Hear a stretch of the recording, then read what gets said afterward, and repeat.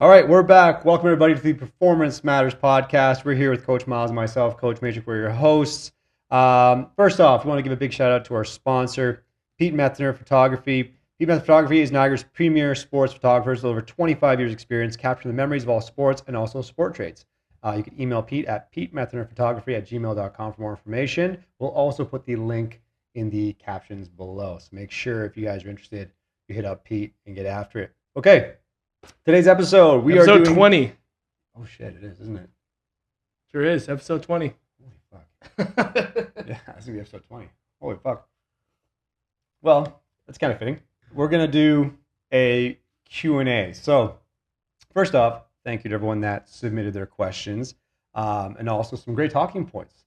And believe it or not, we have a lot of them to get through. So honestly, we're just gonna fucking dive right in. Okay. So, this is kind of a funny question to start things off, but how good is Michigan going to be this year? Go Blue. 2 words, go Irish. 2 words, go Bucks. Red and white. You know what I mean? Like they're already proven. You know what I mean? So, shout out to Ohio State Buckeyes, man. Although I'm more of a Hawkeye fan, but I don't see them getting any better this year. Okay, another question that was submitted. What is the value of investing in a strength and conditioning coach? I think the answer lies right there in the question with the word investment. Because sometimes people see it as an expense, which, yes, it's not free.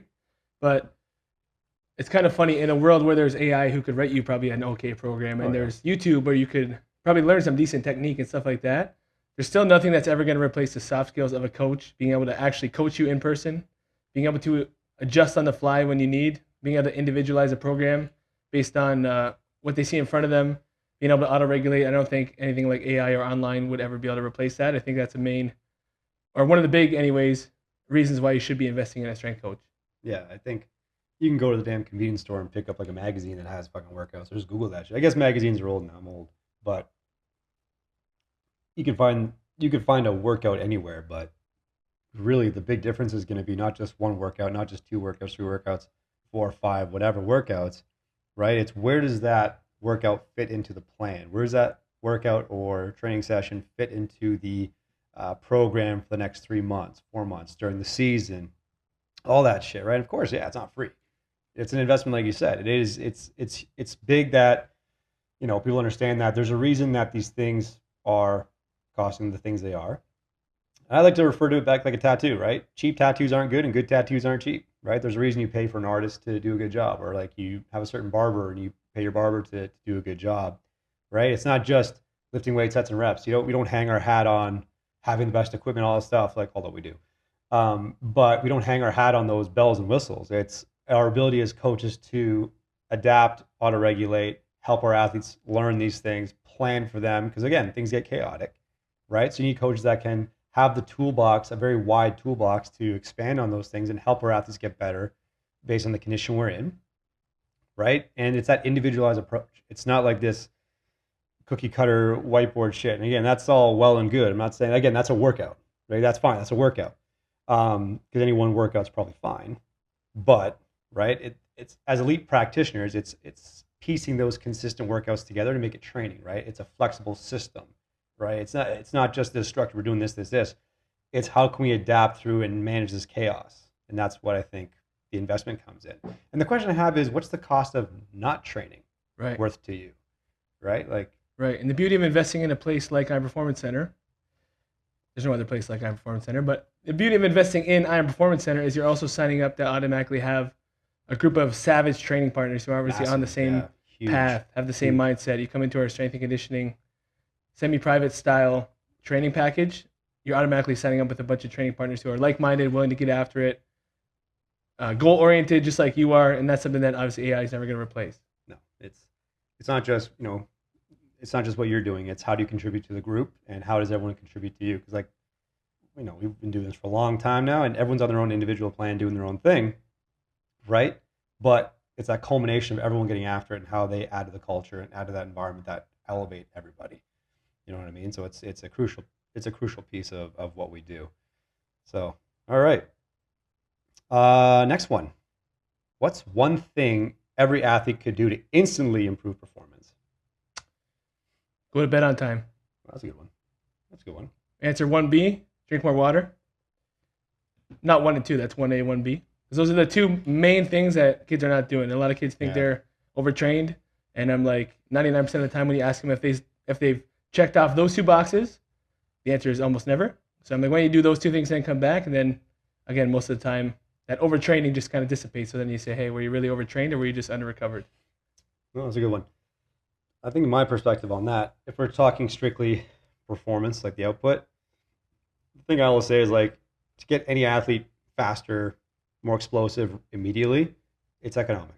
So it's like these patterns are skills that need practice. So if you refine the skill, instantly you'll improve whatever the output is, right? So I think it's a skill practice. I think really it's, if I want to get someone faster and more explosive right now, it's like watch how they do the skill that you're evaluating that metric on, and then have them practice it and optimize it for how their body moves and see if they go from there, right? Right. Jumps and sprints probably being the Huge primary culprits of athletes, funny enough, not knowing how to use their arms. A lot of time the leg action is, they're on the right track, but oftentimes the arms are severely neglected in either sprints or jumps, and that can make a massive difference.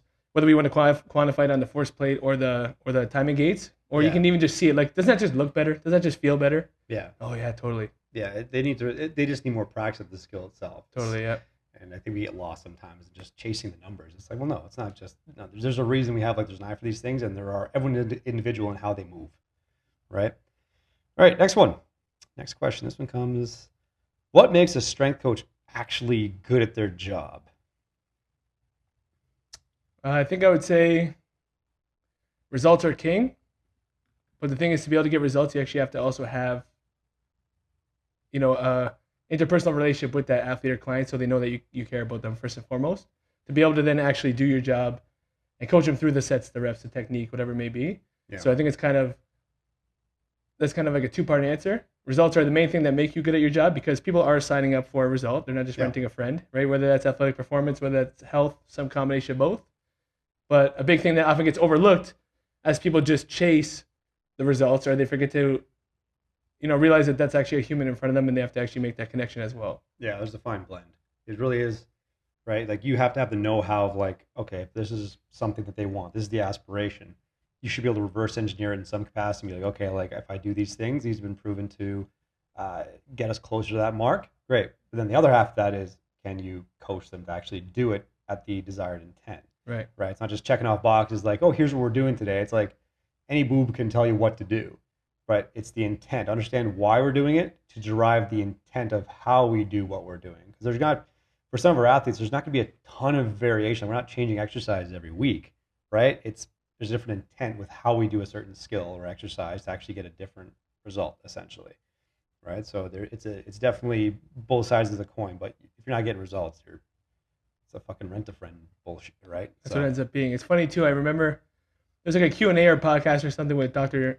Jordan Shallow, and somebody was like, what do you think is the most important thing? I think the question was like, what's the most important thing in training? Is it periodization, or is it exercise selection? And it was like a lot of these factors we always lose sleep over. And he was like, execution. Boom. Right? Like, people write all these fancy, like, oh, I wrote this 6 or 9 whatever week triphasic progression, and I have a logical progression of exercise selection. My reps are taken care of. My volume makes sense. My intensities, my rest periods. But then if you actually go and watch them doing the exercises, the execution of them is awful. Like, the skill is not there. We're doing our eccentric phase, like, and you're like, hey, let's be honest, that was not even like a 3-second negative. If you're actually getting the stopwatch out and counting, like, how many people butcher tempo, for example? I'm sure we'll come back to it. Huge. But that's why I loved his example. Like, those things all matter, but until you actually execute the exercises properly, that stuff's all irrelevant. Yeah. No, that's just the what, right? It's like, how do we do the thing? If you're squatting, or you're doing cleans or whatever, how are you doing it? What makes that different or more unique for you? And like, what's the adaptation you're trying to drive from doing that specific thing in a certain way? You wrote that perfect 9-week block, and you go and look back and you're like, okay, you're doing half squats, barely 2 seconds down, whatever. Your rest periods make no sense. Your execution of your exercise is all a mess. And then you go, oh, it didn't really work as well as it was supposed to. Well, yeah, because your execution wasn't there. If Everything's going to be built on top of that execution. Yeah, and of course, coach will be like, okay, time for the next program. You're like, oh, Right. fuck. It's been 3 weeks. We got to move on. It's been 3 weeks. I got to change things up. It's like, no, that's not it. All right, next question. What's a training hill you'll die on?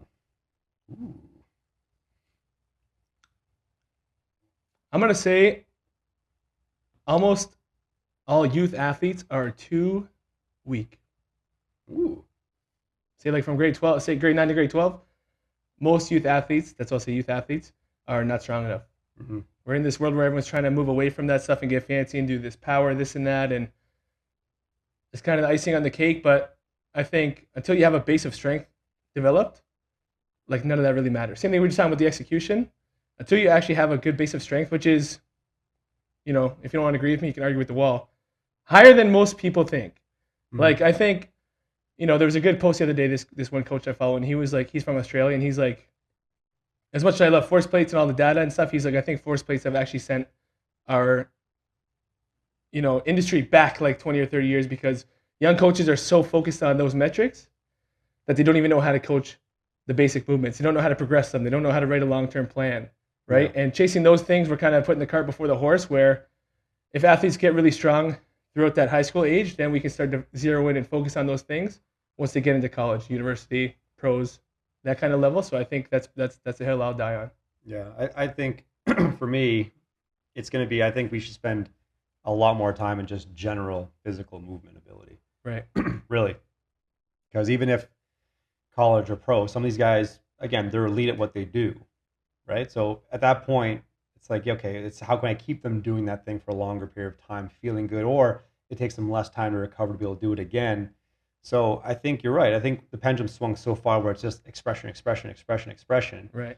Where are we building that capability now, right? If we're just constantly hitting our head against the ceiling, and I think this is, again, a lot of high school athletes get caught up in this specifically. It's kind of like we're always trying to just chase output. It's like, well, where are we you're kind of bashing your head on the hypothetical ceiling. How are we actually going to kind of raise it a bit so that we can pull the floor to actually have more capability?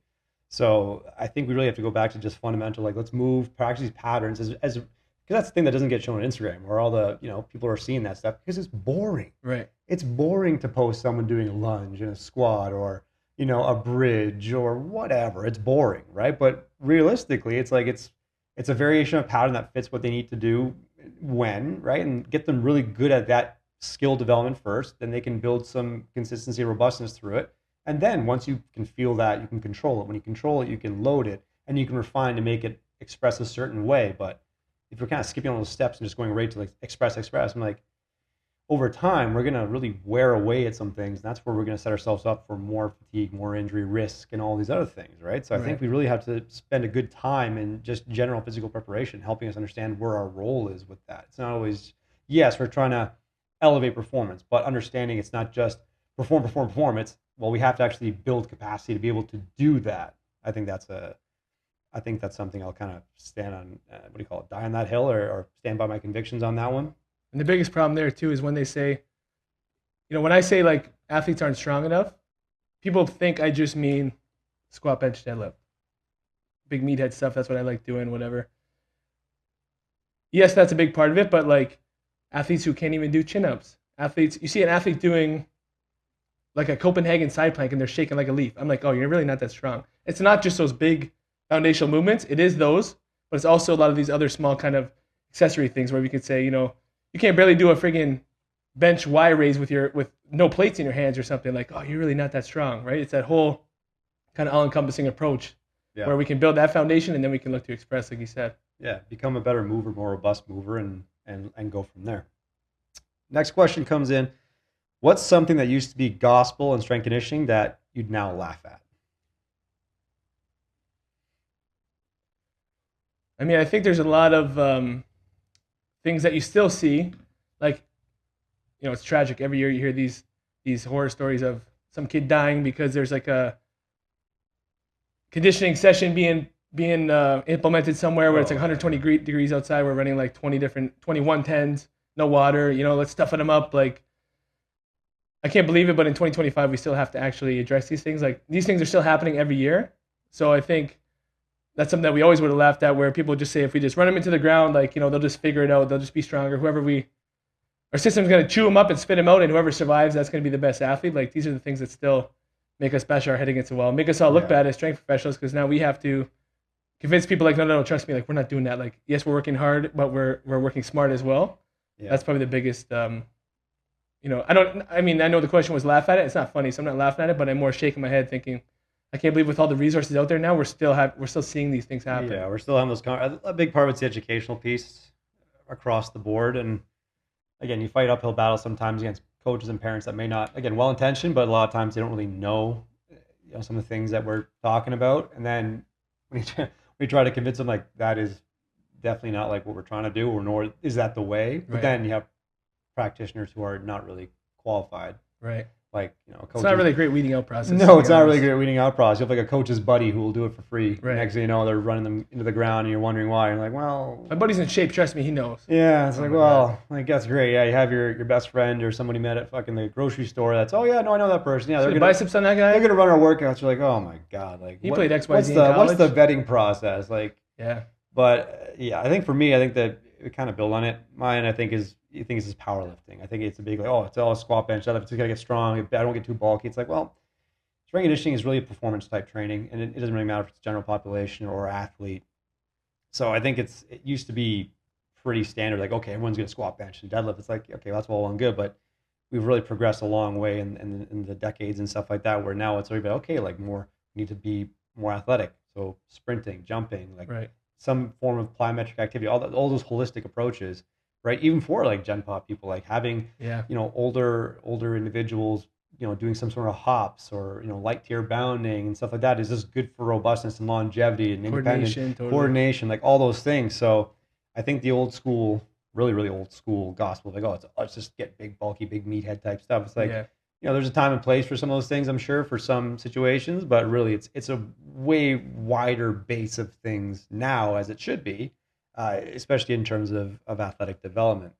And on a more positive note, from my end, like there was a point where it was like, Joe Ken came in and kind of fixed everything where it was just bodybuilding. So then he, by his own admission, he made the tier system originally inspired by powerlifting. That was better than what was out there. Yeah, it's definitely a step up. Yeah, so now we keep trying to, we're trying to keep those roots, but still keep evolving to say, okay, that's a good foundation to build upon, but like what else is missing that we really need to hammer, right? Yeah, absolutely. Okay, these next series of questions, we've organized these questions as questions that we always get. So we've kind of categorized them that way. So here's some questions that we commonly get. Should athletes lift during the season? I wouldn't say they should lift during the season. I would say they must lift during the season. I would rephrase it. Because, especially for these athletes who've been with us or been in some type of program for this whole offseason, they work so hard. They build up all these physical qualities, and then, as we know, they say, if you don't use it, you lose it. Mm-hmm. You lose all these different qualities that you need at different rates, and I think the other problem is you lose a lot of them faster than people realize. Yeah. Right. So we know the common residual training effect numbers. Obviously, they could be highly individualized and highly sensitive and highly different from person to person. But something like speed, where they say 5 days plus or minus 3 days. So say between 2 and 8 days, if you don't sprint, you're getting slower. That's a unequivocal fact. So if you're someone that's why a lot of time in these Division I programs, football, basketball, soccer, whatever, they're microdosing speed efforts into like warm-ups at practice or something like that to make sure they're still spinning those plates. Same thing as strength. Maybe the frequency goes down from what it was in the off season where you're trying to build it, but to at least maintain it, you have to keep getting after it in appropriate doses and relative doses. The other thing is with some of the qualities like endurance that we know can stick around a little longer. During the season, you're probably getting a lot of those endurance stimuli at practice. So certain things can kind of be put on the back burner, right? Because your body doesn't know whether that endurance stimulus came from practice or if it came from a designed off-season endurance session, right? So kind of knowing as a strength and conditioning professional and then as an athlete, like what buckets are being filled that I don't need to keep. Like in season, some guys are like, oh, I need conditioning. And I'm like, man, like, is your practice not hard enough? Right? And that's not because I'm trying to be lazy and avoid it. I'm like, I think that's a horse that's getting beat to death. Like, let's focus on some of these other things. There's no barbell at practice unless you're a weightlifter, right? So we need to keep kind of hitting those things while we, look to manage and hopefully even improve. That's the thing too. Sometimes people are like, oh yeah, I need to lift in season so I can manage. Like, no, you can actually get stronger. It's going to happen at a slower rate, but 100% you can get stronger. And if you play a sport like basketball or hockey with a crazy long season, you can't afford not to. Yeah, I think athletes definitely need to lift during season. We're way past that point where you don't do anything during the season. I think because it's the longest uninterrupted training cycle we have. Most athletes have like a 3 or 4 month off season typically. You're like in season 6 months, maybe 7. So it's like for the good portion of the year, you're competing at a high level, practicing every day, sometimes 2 days, all those things. It's simply like, how do you manage the dosage? And like you said, fill the gaps that need to be filled. I think it comes down to like, okay, like we have a ton of systems and models that we use and implement across all of our athletes during the season. It's literally just managing stress. Like how much dosage do we need of these qualities and when, so we're not prolonging recovery, we're able to regenerate, to express at a higher level, feel good, build robustness, all those things. It really comes down to like we're managing stress at a high level, both in the training realm, but also at practice and just life and everything else. So it really comes down to just good management. And then how can I use those opportunities to get training in, knowing that some things will be dialed back and it's not gonna be perfect. So it's like any opportunity we have to train in season, we need to take the opportunity at some form to dose accordingly, whether it's 20 minutes, 30 minutes, 45 minutes, whatever, opportunity we get, whether you're on the road traveling, there's ways you could train. Like there's always these things we can introduce a stimuli to just keep that quality, intact at a high level so we can continue to express, in our realm of sport. So should they lift in season? Definitely. I think we both agree on that. And let's be honest, last point here really quick.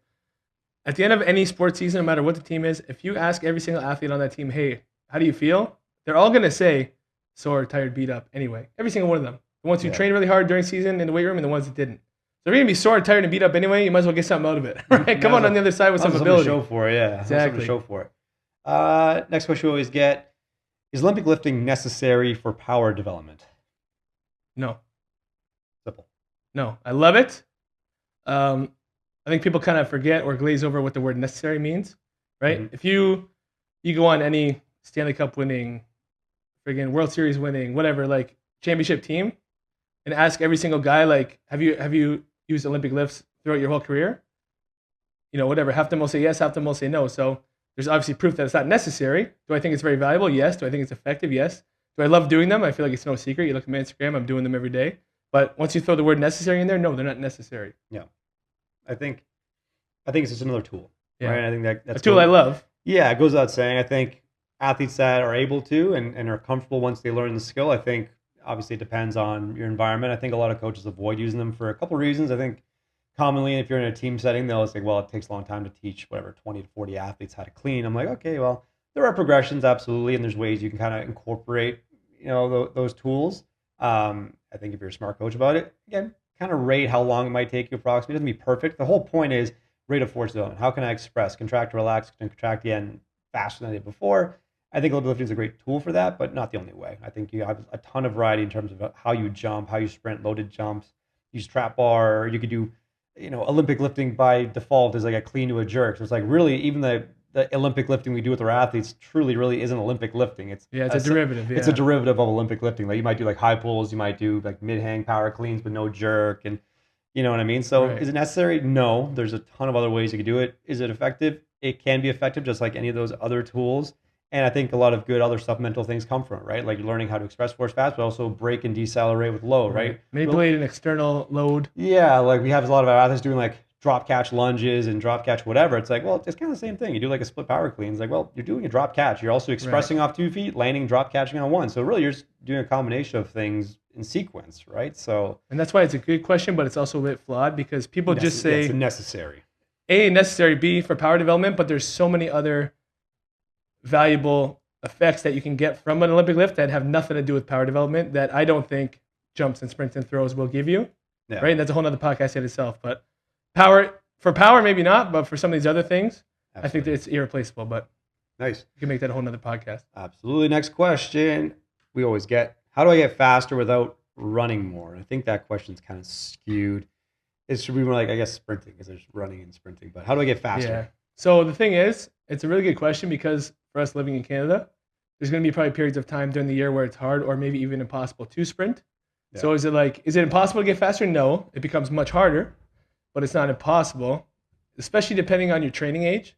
Yep. Like if you're a 13, 14, 15-year-old kid, just get stronger and you probably will get faster in the, full range squats, lunges, step ups, exercises like that. At that low training age, you probably will actually get a lot faster. Not only that, if you start looking at different plyometrics and jumps with different ground contact times, that's another way we can make sure that we're getting faster, or at least providing a similar stimulus to what sprinting would provide. Yeah. To at least hopefully, that's where plyometrics were kind of built out of, right? Or born from, is a necessity to be like, we can't sprint. How do we mimic the same or similar effects to sprinting without being able to do it? So a lot of these like repeat hurdle hops and different kind of plyometric drills and stuff like that, as long as we keep the ground contact times, typically below a quarter of a second, ideally, or hopefully that will translate to some speed development. Not as well as if we also sprinted in conjunction with that, but it's not to say, oh shit, I can't get on a track, I'm fucked. Like, no, you can still get faster, definitely. Yeah, I think for us, it's going to be, like you said, there's a range of plyometrics that we can hopefully mimic some variation, same stimulus that will help with ground contact time, but also like helping them practice the shapes and patterns to get stronger in those patterns, right? Whether it be like some lunge variations, different kind of landings, your ability to break and decel, like eccentric and tempo work can help with that kind of stuff as well. Right. And again, because a lot of the times you're talking about sprinting to get faster, right? Like you need to hold a certain position. If you can't physically hold a position, then it's like, well, then we have to kind of work on those weak links that all those things will, those component parts will help us eventually when we do sprint. It's like, okay, great. Now you have that ability to get in that position, hold it, and express, contract, relax, contract at a higher level. And I think it's just those supplemental training methods that it's not going to ever mimic sprinting. It's not. Sorry, Right. like you can't put any forces higher on the ground than that, and your depths and everything else like that. But you can definitely build robustness and tolerance, so that when you have to express those forces, you're more capable of doing so. Right. And then hopefully you can hold the frame while you do it. Right. I think a lot of it comes down to like the skill development. Try to find relevant patterns that will apply to the mechanics of sprinting to get faster, and then train the fucking hell out of them. And again, I should mention, make sure that you include obviously horizontal and more vertical based plyometrics. So the horizontal being really learning how to project, right? How to get out, how to apply force. That's why sometimes, again, if all you ever do is squat, that's going to make you faster until it's not anymore, right? You get to that level of strength where you're like, okay, now I need to learn how to apply it horizontally. So that's why we might like to use sled work. But again, if you're somewhere where you don't have a sled, you don't have room, some of those like horizontal plyometrics, like broad jumps, repeat broad jumps, different variations will teach you how to apply that force horizontally. And then doing the vertical stuff will kind of more closely mimic actually that top speed where the forces are more vertical, right? Yeah, absolutely. Okay, next we get, what's the best age to start training seriously? So I think you have to kind of discern between biological age and training age, or maturity, I guess I should say, because we've had groups of kids who are like 10 years old, 11 years old, who are actually like very mature and they listen, and the program is really catered to, not lifting any crazy weights, but kind of like you just said, like different shapes, patterns, movements, hopefully having some fun built in there too, but teaching them those fundamental patterns that we can load later. And you've had some, probably 14-year-old kids who really are not mature enough to be in the weight room and take it seriously and be in the right mindset. So I think it's a bit of a loaded question. It's a good question. Don't get me wrong. It's a great question, but it's a loaded question. I think it's more about that athlete's maturity than their actual biological age. Like, 6, 7, 8, 9-year-old kid is probably too young. Let's be honest. Yeah. But again, like we've had success with 12-year-olds who then you see them train all the way through high school, and then they end up doing some pretty amazing things because they were very mature at that young age. Yeah. And then you've had some even 15, 16-year-old kids who they really have no place being in a high performance weight room, not because of their physical ability, but because of their attitude and maturity, right? So that's a conversation you have to have and weigh both sides of that coin, I would say. Yeah, I usually set the cutoff at 12. Yeah. It's just an arbitrary number, but I found in my own experience, it's going to be, well, if you're 12 years old or higher, and again, every kid's different, but it's not just the ability to do things. I don't care if you can do things. It's can you receive and cognitively, understand feedback to then apply it. And I find obviously like young kids is like, well, they're kids. They should be out playing. Like let them go play with their friends, throw a ball, run, jump, go to a fucking playground, have fun. Like go be a kid. Like you're going to learn a ton of good qualities from just doing play. Like have fun playing. And then eventually when you get a bit older, you can handle a more structured routine that now focuses on the things you did with play, but makes it a little more systematic, right? Because again, some of these things can be arbitrary and boring. So it's kind of like a little bit of balance, right? When you're young, it's like you play, you do all those skills by subconsciously, by, indirectly. Right. And then now we're directly going to work on them when you have maturity level to actually receive feedback, apply it, and then hopefully over time understand more and more of why we're doing these things. So Right. when it does become more, you know, I guess in depth and a little more boring for most kids, right? Because sometimes again, when you get to a high level practice like a job, it's going to be Right. there's times where like practices are no longer fun. So it's like, where is that line usually drawn? It's usually when you're in the high school ages where it's like, okay, if you're serious about the sport, you want to take it to the next level in university or college or pro, it is work. Right. You're doing the same things at practice against better people for longer duration of times at a high level. So it's like that is now it's strenuous, right? So how can you kind of introduce them at a younger age? It's like, well, I think 12 is a good age where they start thinking about it. They can take the feedback and apply it. And yes, training age is definitely a consideration. Right? Like how much experience you have doing these things. And I would say 12 is a good cutoff. At least from my own personal experience, I found 12 is a good starting point where I think that's a good age where they can start to put some structure in place and follow through with it, right? So my own 2 cents on that one. Okay. These questions, we categorize them as hot take questions. Is periodization overrated in team sports? No, actually, I think it's underrated. Ooh. Because first of all, when you're saying, or when whoever's asking the question is saying in team sports, like automatically I'm like, well, that encompasses all 12 months of the year. Mhm. So already I feel like the question is probably suggesting that in season is so chaotic. So how do I even periodize? Mm-hmm. You still periodize. You still have a plan. You still, even if it's something like the quadrant system, that's still periodization. Otherwise, it's just going to turn to the freaking Wild West, right? You look in the off season, like right now, for example, let's say we look at your volleyball athletes that you're training. Right now, they're doing a lot of this eccentric hook stuff that people will probably see getting posted online, but little do they maybe realize, like there was a whole lead up to that where they were doing the accentuated eccentrics with no super maximal loads initially, like building up Yeah. to that. So by definition, that's periodization, right? There's a build up. If we would have just went to hooks, like these kids come back from school and hooks are really cool, let's throw it on day one. Yeah. But they're gonna get wrecked, right? So of course there should be a phase after the season where get out of the gym and just go live your life and have fun and rest and miss it a little bit.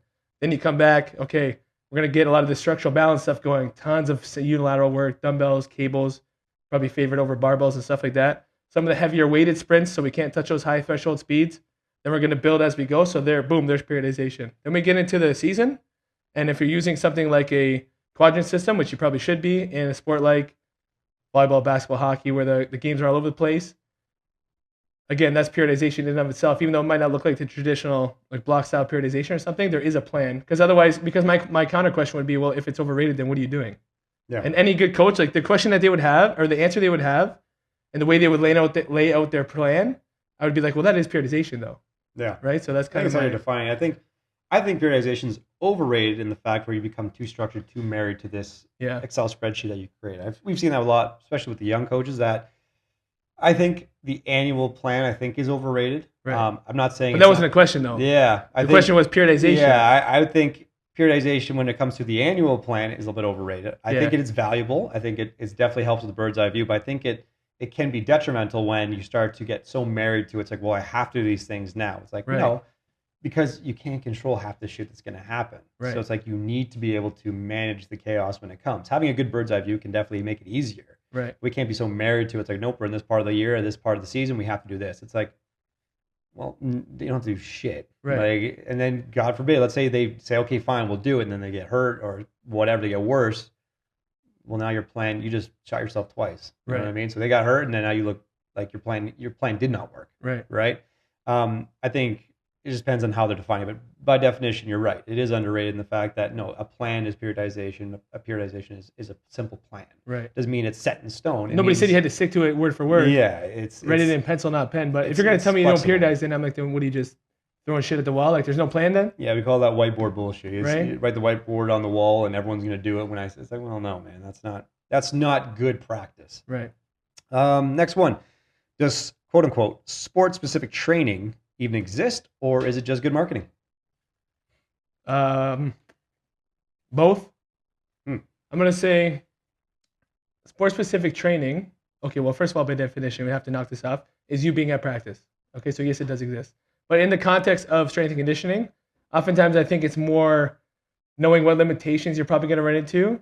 Volleyball players have certain common limitations, or based on their body types, for example, that we're always going to run into. Pitchers have very specific adaptations that are actually helping them throw faster, throw better, for example. that maybe a offensive lineman is not going to have. So like as far as sports specific, I think it's just more having an awareness that these things are probably going to pop up in the training. But the traditional sense of seeing people try to mimic sport actions in the weight room is absolutely a joke and a waste of time. And even this morning, I reshared a story from the assistant strength coach from the Boston Bruins. And even he said, he was like, parents out there think your kid needs some crazy specific, like skating, stride, whatever exercise. He's like, and they're in high school, right? And that's a guy working with the Bruins. Another one this morning I shared from Fred Duncan. He was like, here's a video of Alex Ovechkin, squat, pull up, lunge, I don't know, sled or something, farmer carry. That was a session. And he's like, the most goals ever. But you think your high school kid needs a sports-specific training program? So that's where it becomes marketing. Yeah, it's sports-specific training. I'm going to say no. It does not exist. It only exists in practice. Like, you want sports-specific? Go to practice. Go play a game. Like, that is as specific a sport to you can get, right? Everything else, like sports-specific training, we see these boobs on the internet saying, like, okay, we're going to do like a band resistance shuffle for basketball. It's right. Like shuffle in soccer? Shuffle in volleyball? Yeah, it's like, okay, how would you define that as sports? What makes it so specific to the sport? Right. You know what I mean? Like, if anything, say sport relevant, maybe. I guess It's just a play on words, but really, it goes back to what we talked about in the earlier question, which is I think we need to spend more time in just general physical preparation, right? To become so specific, it's like, well, most, like 90% of athletes will live in GPP. Right? Very few. But it should. Right, you know what I mean? Because like that is the role we play. It's like how we build capability. You know what I mean? Like expression's in there, but to actually have true expression, go to practice and do the skill you're being asked to do or paid to do. Right. And that's as specific as I can make it. Yeah. Everything else is making sure you can keep doing it. You know what I mean? So then we have to look and say, okay, if we're looking at the breakdown of the biomechanics of what they're trying to do, it's like, okay, I'm not going to just put a band on a stick and have them do hockey, never. slap shots. I'm like, oh, we're going to make your no. Right. It makes no, man, because A, it's not going to work, and B, it's going to probably fuck up their shot. Right. It's no different than having a weighted basketball and having guys do. Next they're airballing. Next you're airballing. It's like, what the fuck are we doing, man? It's like that doesn't work. And furthermore, let's say they were doing banded slap shots all the time. It's like, well, now you're just in the same pattern again and again and again. Yeah. It's wear and tear. So it's a double-edged sword where you're not getting better, and two, you're also probably making them worse. Right. That's like Cressy was saying. A lot of time in season, he might have his pitchers do like rotational med ball throws. Say they're a righty, so they're always twisting to the left. So then in the in-season, they're twisting to the right only. They're only doing that one side to try to balance out, all the work they're getting in the game. So as far as sports specific, that's as far as I would go. Hey, compliment and keep in mind what the sport is doing to them and taking from them. But again, in support of what you're saying, like my rebuttal, a lot of parents would be like, oh, hey, I'm going to sign my kid up for so-and-so place because that's a baseball place. That's a hockey place. That's a basketball place. And I'm like, okay, sign your kid up there. I'm going to train my kid. My kid's going to come kick your kid's ass. So that's fine. We'll see you guys in the fall. We'll see what happens. And we can sort it out between the white lines. But God bless you. Like, good luck to you. And we'll see you on the other side, right? What the fuck does that mean? We're a baseball place. We're a hockey place. We're a basketball place. It's like, I'm like, are they squatting? All the power to you. Are they fucking, what does that mean? All the power to you. You take your kid there. I'll train a bunch of kids here. My kids will wipe the floor with your kids. And we'll see you on the other side. Yeah. Go to your band resistant slap shots, and our hockey guys will just kick the shit. Run through your kid's face. Like, it's all well and good. You see all this reaction bullshit. You see these fucking flashing lights. Again, you can do all that shit all off season like you're a cat chasing a laser. And 3rd and 1, we'll see what happens. Yo, there it is. Next one comes in. Is chasing PRs in the weight room doing more harm than good? No. But again, what PRs are you chasing? Yeah. As hard as you chase your back squat, bench press, deadlift, chase your chin up, chase your lunge, chase your, I said it before, Copenhagen side plank, chase your jumps, chase your sprints. Because again, like Joe Kent said, like the one thing we can guarantee in the weight room from a good training program is confidence. And a lot of time how people, I think, develop confidence is setting goals for themselves and reaching them. Yeah, micro goals. Yeah. Keeping a promise to themselves, hey, I run a 1.8, I want to run a 1.75.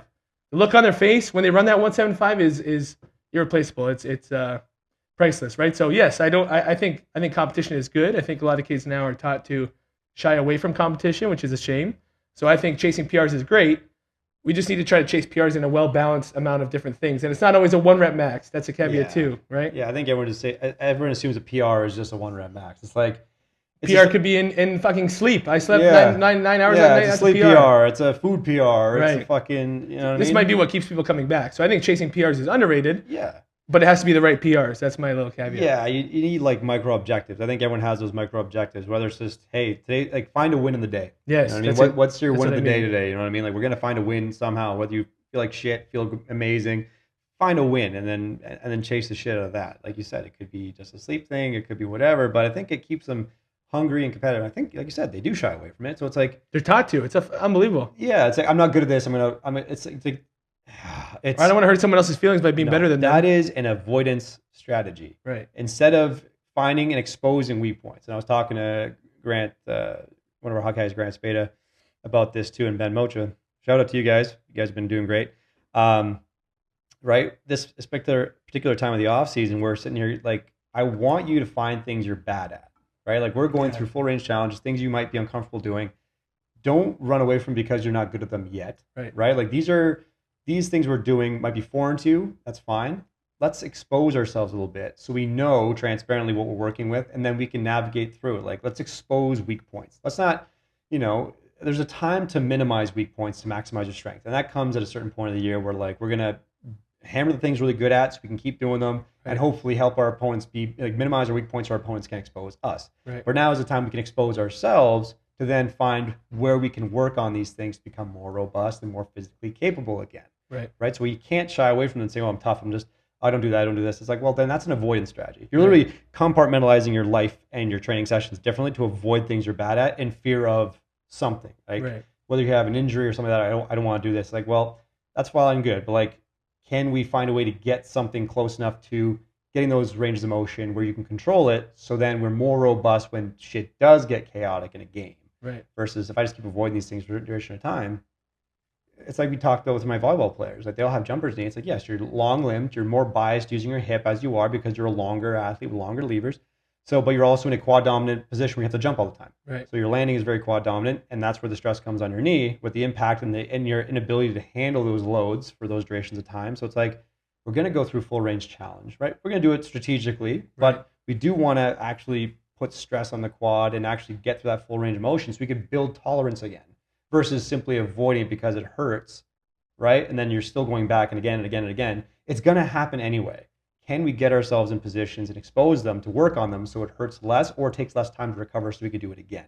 It's coming anyway, right? So I think even that's a PR leg. Oh, I actually held a front foot elevated split squat for 15 seconds instead of 10 today. And that's exactly the point I'm trying to make. You know what I mean? It took like 10 seconds to feel good again instead of like 2 minutes. Wow, okay, great. So it's like you're handling better loads, longer durations of time, and it hurts less, it takes less time. That's a win. That is a quote-unquote PR. By definition, that's a PR. That's a fucking PR. Personal record. Yeah. I did the same weights as last week, the same session, but it took you 5 or 10 less minutes. Like, that's a win, whether you want to admit it or not. Yeah. So, no, they're not more harm than good. Just define PR.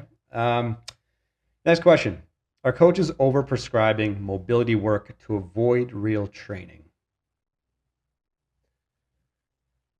Based on what we see online, I think, yeah. And I think because mobility is super valuable, the problem or the misunderstanding or the truth that people don't want to accept is that proper full range of motion strength training is mobility training, right? So people put together these entire classes or mobility sessions, whatever, stretching classes, and taking yourself through all these stretching routines for an hour and stuff, and that's all well and good.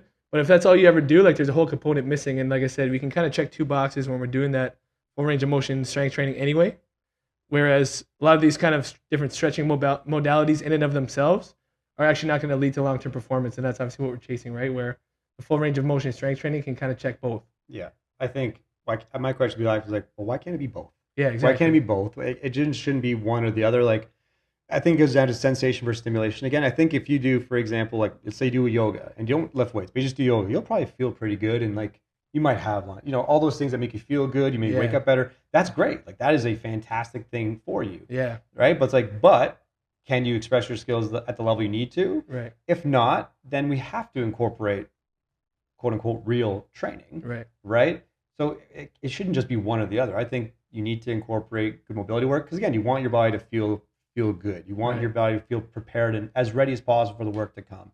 So I think just avoiding mobility work and just kind of getting right into nitty gritty weights and stuff like that. Like also not the answer. Yeah. also not the answer because now it's like, yeah, you could do it, but then you probably like feel like shit, beat up for a while. It's like there's a place for both. I think it's just strategic planning, and I would still put the umbrella of training and put mobility and then strength resistance underneath it. I don't think it's mobility's over here and training's over here. It's like, no, this is training and mobility, resistance training, but all those things fall directly underneath it. You're not really avoiding any of it. You're just dosing it when needed and accordingly. So are we over prescribing it? I think it's another marketing tactic. I think it's because it makes people feel good. It's low resistance. They can feel a certain challenge in doing things, you know what I mean? Like balancing and feeling some, discomfort in some areas, but they feel good after. Okay, that's great. Right. But we have to have some form of external load or stimuli to actually improve certain things that we want to improve if you're an athlete. Right. I think there's a time, place, and it's just the dosage. I think it's just, if I'm being very black and white, I think we're overprescribing it to make people feel good so they come back and do it again. But then when we actually, rubber meets the road again, we actually have to do things at a high level. It's like, are we physically prepared to do so? If you don't have the certain capacities and other qualities, mobility is not going to save you. Again, if we went and did all this mobility work, but then we never actually incorporated strength training alongside of it, it's almost like you type up this nice Microsoft Word document and you never hit save. Yeah. Right. So we're not learning how to use and be comfortable in those new ranges. They're probably just going to reset back to default anyways, and you're kind of in the moment you feel great, but you're kind of wasting your time. I feel like in the long run, if you have one without the other. Yeah, if that's your goal. Right. All right, next one.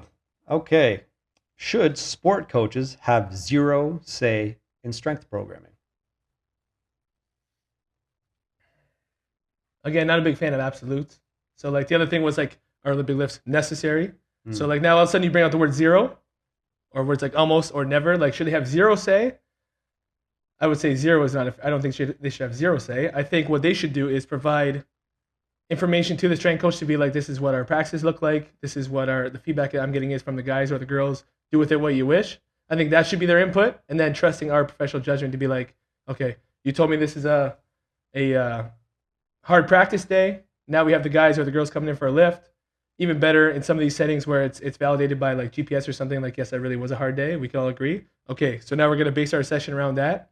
I think that's the say that they should have. I don't think they should have a say of, hey, do these exercises, this much sets, reps, intent, percentage, whatever, because that's really not their realm.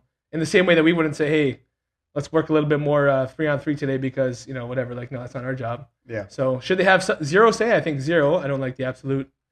That's just a period, right? Not a comma. But the amount of say and the nature of the say that they should have, my answer is probably different than what a lot of them might like to hear, but I feel like it's the truth. Yeah, I think it just comes down to stay in your lane and be collaborative. Yeah. Right? I think it's important that, like you said, coaches, if they can provide the information necessary to say, hey, here's our schedule for the season, right? We practice these days.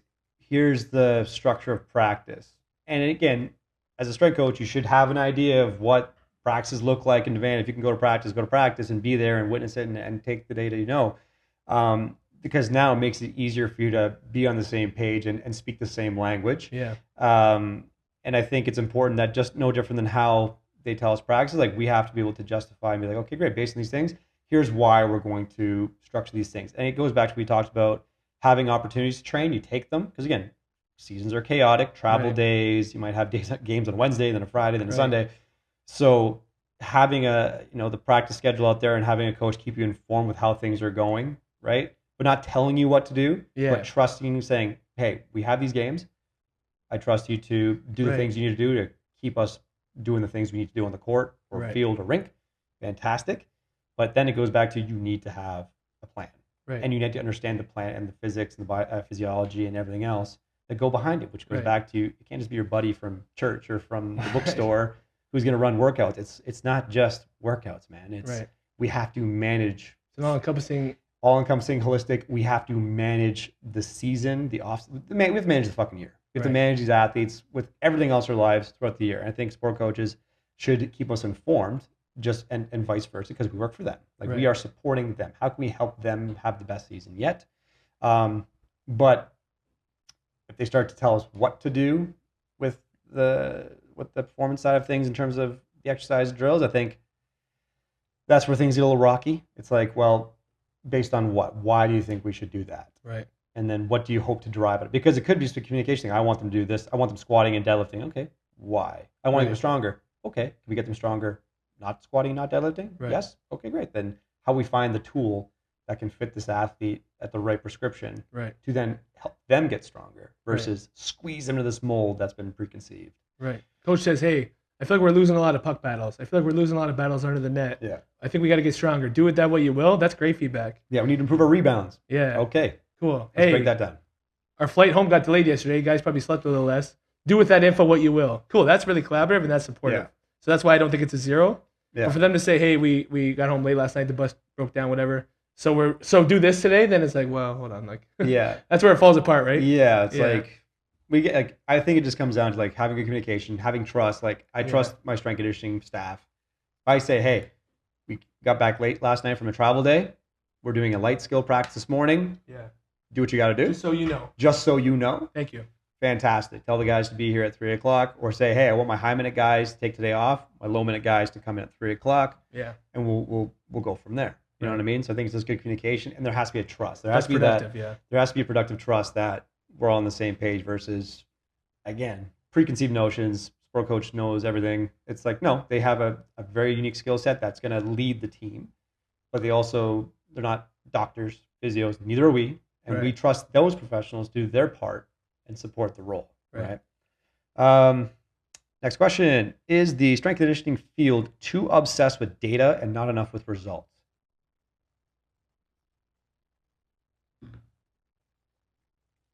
I would say yes. From a well-intentioned standpoint, like I think people are trying to use data because they like if you're in this field for the right reason, like you want to be right. And you want to be right because you want to truly help the person in front of you. So I think a lot of coaches now are relying on data to kind of inform our decisions and validate our decisions. It's also an unfortunate reality. Like a lot of time you have to validate your job, especially if you're in like a collegiate setting or something. Like, well, I can't really control wins and losses, but at least if I can use the data, and the data could be simple. It might not even be, it might be like, hey, our average squat went up by 40 pounds. Like we got stronger. Like I did my job. And unfortunately, like it sucks that we sometimes get reduced to that, but a lot of guys and girls, that's the pressure they feel. They're like, I got to validate my job. And I don't teach them how to shoot the ball. I don't teach them how to swing the bat, but you know what? We got stronger. Our 10-yard dash time went down by an average of 0.2 seconds. It's hard for me to say I didn't do my job. So I think we are a little bit over reliant on data, but I see why. I don't blame anybody, especially in that setting. Yeah. And then again, I like Will Fleming had the book about VBT, specifically with Olympic weightlifting. And again, I like how he was like, that VBT device that you're using should become like another coach in the room. It should not become the coach. So I think that's the problem when guys and girls allow that technology to take over and be the head honcho in charge of the session. It's like, no, like that thing is just kind of validating what you think you're seeing or helping you make decisions, but it should not be the decision maker. It should not become the coach. Right? How many times do you see somebody like this staring at the iPad? 0.82, 0.85, oh shit, 0.78, you got to go faster. But if you look at the lift, it's like, oh my God, it's an absolute mess. Right? Yeah, so I think it's funny because Rayo sent a funny meme to the group chat. It was just like, Mr. Burns telling this all-star hitter, hit a home run. Yeah, just smacked it. Yes, Skip smacks out of the park. I told him to do that. Exactly. You're just like, well, how are you being evaluated on your role? If you're a strength special, it is true. Like if you get hired in a collegiate or pro setting, like, well, how are you being evaluated? Right. What are you chasing? So are we too obsessed with data? I wouldn't say we're too obsessed. I wouldn't say the field's too obsessed. I think it's becoming more common, which is good. I think having access to data is good. I think we have to ask the question, what matters and why it matters, or why doesn't it matter? Yeah, and what doesn't matter, What doesn't matter? Because if all you're chasing is, again, force plates, I'm chasing counter movement jump height, I'm chasing impulse, that's all well and good. Yeah. But does it really matter? And if not, why? Or if things go up or down, are you just suddenly changing things because of X, Y, and Z? So I think it's, well, not enough of results. What is the result we're chasing? Yeah. Can these things help? Can these data points help me provide a better structure to get closer to that mark? Why or why not? Right. And then go from there. If you're just chasing a metric all the time, it's like, well, there's a lot more that goes into whatever the result might potentially be. Right. We have to just really find out what matters and why or why not, and then chase relevant KPIs as closely as possible, and then use other data points to then manage fatigue and stress. Okay, this might be a good indicator of a predictor maybe of how things might go. Doesn't mean it's no different like a whoop band, right? Like just because you wake up with a 6% score doesn't mean you can't do anything. Right. So I don't think it's the only reliant thing. And plus, too, a lot of times sports science has come so far, but we haven't proven everything, right? Even back in the 90s and 2000s, like people were doing overload eccentrics, band resist eccentrics before there was actually research to come out that proved that it was valuable. There's a video last night I was watching. It was fascinating. Right? It was like the Olympic weightlifting team in Poland in the 1960s, and they're doing a lot of the shit that's like, again, like what's old is new again. Yeah. Guy's doing he deadlifts it up with his buddies helping him. His buddies step away, overloaded eccentric. That's really just hooks is all it is. Supermax in the 60s. I'm like, this is incredible. So it's like the research paper comes out in like what 2008, 2009, 10 or whatever like that. And, it's right. It's like, well, so a lot of us are doing things. I think it just comes down to a lot of professionals that are worth their salt are doing things that are getting results and then just documenting, okay, this is the things I'm doing. I've seen good results with it. And the science might just have to be catching up. I'm not saying like just be like reinvent the wheel. I'm saying that a lot of it's going to be looking at the people and athletes you have, reverse engineering some of the things, stick to principles, and then find tools that work for them and methods that work for them, the right prescriptions. And if it works, okay, great. Then you can go back and say, if I see another athlete or person with the same kind of archetype, if I do this again and it works, I will probably be less wrong. I'll be less wrong. You can't even say I'm going to be right, but you can say I'll probably be less wrong. Because there's too much shit you can't control. So I think to answer the question, is it too obsessed with data? I think we hide behind it sometimes. But I don't disregard it. And I don't blame guys for doing that because you're trying to validate and make yourself feel good. Don't fire me, please. I did my part. Yeah, look at my 4-stack numbers. They're so good. Like, look, everyone, it's like, but we also lost. Yeah. Right? Like, what's the result we want? And you can't even control all that. That's what sucks. Yeah. So I think it's another tool that should be used accordingly, but don't shy away from, doing the things that outside the data. Don't just let that just hide behind. Don't use that as like your North Star for everything. Like, these metrics have to be. It's like, okay, well, some people, some athletes are going to come in like, I'm not lifting today. Like, okay, well, that fucks up your whole data point thing. It's like, well, you can't control that shit. Are too many coaches hiding behind quote unquote injury prevention to avoid chasing performance? Let me say this. Injury prevention, impossible. We cannot prevent injuries. Shit happens. You could have the most physically dominant, robust athlete, and they go on the court and they get hit, they fall down, they sprain their ankle. You can't do shit about that. Like, you cannot prevent nothing, right? So to say are too many coaches hiding behind it, I think it is another buzzword that's maybe just misinformed or misused out of context. I would argue to say, well, you can maybe mitigate the potential risk. Like, your likelihood of the risk of injury is likely going to be less if we are more robust. If you take a more physically dominant athlete that is able to move well through different ranges of motions, I would argue that they are less likely to sustain an injury of severe caliber. And that's as far as I'd probably take it. You're mitigating the risk of injury, not injury prevention. And I think if you're a coach and you're selling injury prevention, you're a fucking slime ball. Right. I think you're a piece of shit. This is the sad reality of the world we live in. This pretty interesting book I just finished reading. It's called A Siren's Call. New book I seen the chapters by Chris Hayes, and he's talking about essentially attention has become the number one most precious resource in this world. Attention, being able to get people's attention. That's true. Yeah, it's actually a fascinating book. Like, you probably would run to read it, but I think a lot of coaches and practitioners now fall into this trap of maybe they do know better. Maybe they know like that boring training is really what's going to get the results.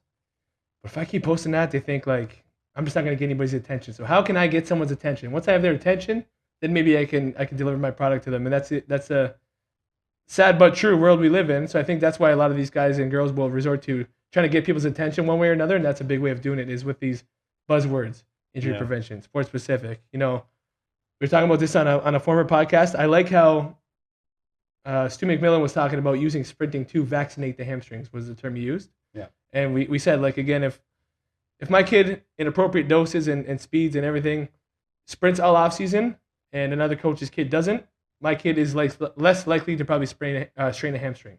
Yeah. So from that, did I prevent the injury? No. Did I reduce the likelihood? Probably. Yeah. But like you said, we go into the chaos of sport.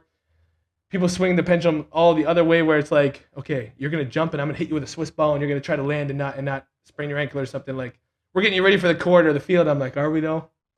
And what could you have done with that time that would have been way more productive, right? Like, it's a sad Yeah. sad state of affairs. I think it's in those situations, it's context dependent. You Yeah. know what I mean? I think there's maybe some value to those drills just when. Because again, if that's the only opportunity you have to train, Right. and that's the way you can get the dosage in some context, okay, no problem. But what could we have done with that same time, right? Maybe, right? I think it's going to be context dependent. I think it's if you stay in sport long enough, you're bound to get hurt. You don't want to get hurt. Don't play fucking sports. If you stay in the game long enough, something's going to go wrong. Right. I think in terms of preparation, it's how can we delay the inevitable, and Right. if when it does happen, just reduce the severity. So it's like if I can delay you possibly getting hurt, which is probably going to happen anyway, can I at least reduce the severity? So instead of taking 6 weeks, it might take you 2. Right. That's a win. Totally. We'll take it. Like, okay, you can come back from an ankle sprain in 2 weeks instead of 6. Okay, good. Then that's a small victory, I would guess. Next question. Is the quote unquote grind culture in strength and conditioning actually toxic and unsustainable? What the fuck do they mean by grind culture? Is it like the traditional grind culture, like we're just gonna run through a fucking wall and you know what I mean? Like, what the fuck is grind culture? Because like that's a buzzword too, isn't it? Grind. I mean, I think if you get into strength and conditioning, I think you have to accept that it's not a normal, 9 to 5 job. A lot of time we kind of joke and say, "Oh, it's not 9 to 5, it's 5 to 9," simply because we have to work when other people aren't, right? Like, Yep. train a lot of high school kids; they're not coming between 8 a.m. and 3 p.m. because they got class, right? We train a lot of working professionals. Same thing; they got work all day, so they're going to be coming early in the morning, late at night. So there is naturally a grind built into it that's unique compared to other probably industries. There's also got to be a reality of how many young coaches are like, I just want to train pros, and hey, maybe 20 years down the road, you can be that guy that just trains athletes 3 hours a morning, 4 hours a morning, and it's just all pros, and then the rest of the day you do admin work. But you haven't earned the right. You haven't cut your teeth when you're like fresh out of school, and like that's the vision you have for yourself, and you want to have these little 4-hour work days, and you think like it's going to be all sunshine and rainbows. Or the same thing with how many people in this day and age are like, oh, I want to be an online coach. I'm just going to go live on a beach somewhere and just program on my online app and send it out. It's like, yeah, but you haven't even put the time in on the floor to be able to know how to coach properly first.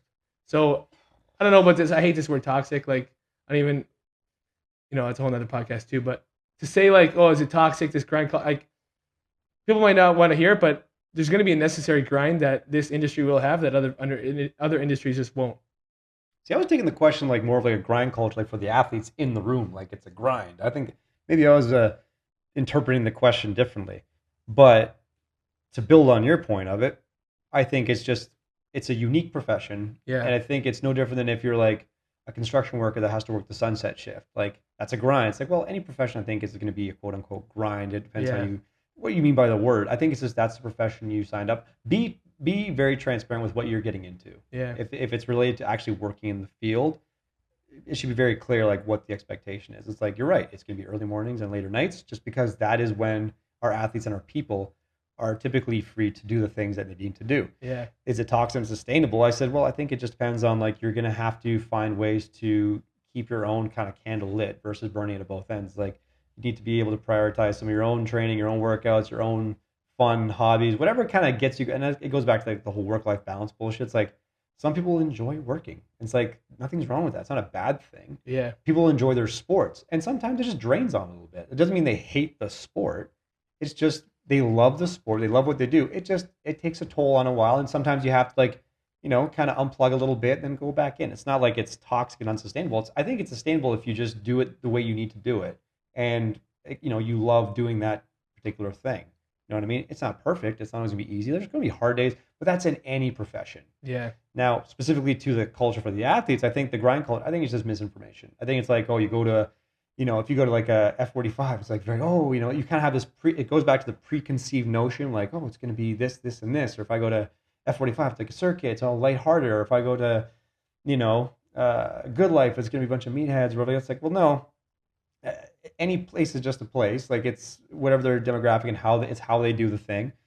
But even here, when people are coming through here, it can be intimidating. You know what I mean? Like they see the big room, the racks, the music's going, the weights are dropping. People are really working hard. So they think, oh, it's a grind. They're just going to run me to the ground. It's like, no, we're not. It's purposeful. We have intent behind what we do. Just because it looks a certain way, it's like that's just a weight room. It's Right. just a rack. It's just rubber floor. It's just turf. It's just a bar. It's just a dumbbell. It's just a band. It's just how we're using these things to get our people the results they're looking for, right? It just depends on how you define the grind. You know what I mean? Like for some people, like some of these days are like, yeah, they have fun. It's like that's a fun day. So yeah, they pushed hard and worked hard. Was it a grind? Maybe, but like some other people might say like an easy day is a grind. It's like, well, it's all relative. You know what I mean? So toxic, I think it's just a preconceived notion of what we think these things are. You think strength conditioning, like the old school methods, powerlifting, you think bald guys, beards, and big jack things yelling, nose bleeding. It's like, no, it's not that shit, man. Like strength conditioning should be purposeful, and if you have the right people and the right professionals doing the right things, it's beneficial, not toxic. Okay. Next question is velocity-based training just overhyped? 100% no. Velocity-based training is misunderstood because at the root of it, all it is a quantification of intensity. Is all it is. So if you say, some people are like, oh, I'm not a VBT guy, I'm a percentage guy, I'm a RPE guy, I'm a RIR guy. I'm like, it's just another, people think velocity-based training automatically means dynamic effort work, and it's not. It's not only the fast stuff, it's, I set myself a velocity on today's back squat to be around 0.3 meters per second. If you know what that looks like, that's pretty slow. It's a grind, funny enough, using the word grind. It's a near max effort lift. I just use that to quantify my near max effort today. So I think it's not, I mean, I love it. I'm obviously biased, but I don't think at all is it overhyped. I think it's misunderstood. People don't really understand what it is. I think it's misused. Yeah. I think it's like you said, I think it's a good tool to just help. It's another tool we can use to quantify, auto-regulate. Yeah. If our athletes, feel beat up and it's okay, we're doing whatever, 5x3 today. Okay, I want you working at 0.8 meters per second today. All of a sudden, the weight they did last week was like 0.7. You're like, okay, yeah, assuming you're trying and doing everything right, yeah, you are a little fatigued today. So let's take the weight off until you get to 0.8 again. At least you can hit 0.8. Great. Right. Or if it's 0.8 and they're doing 5x3 and they hit the same weight at 0.9, oh, you're actually looking pretty good today. You might want to throw in some weights so you can get back to that range where you're doing the same load for the same speed. It's just a tool. And therein lies the magic, is the fact that it's slightly more objective than something like RPE. Yeah. Because how you feel is a lot of time a lie. Yeah, absolutely. Right? So, sensation stimulation. It's another tool to quantify something. You use percent drops. And again, assuming the athletes know how to use these things and drive the right intent behind it. But it's just a tool.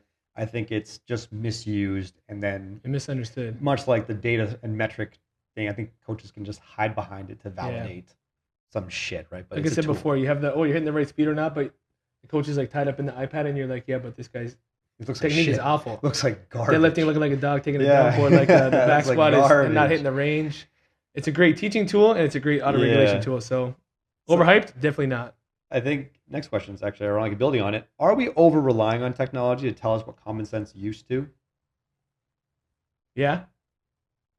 Yeah, I would say so. Like, it's cool when you have these crazy breakthroughs with a couple years ago at Summer Strong when Try smash.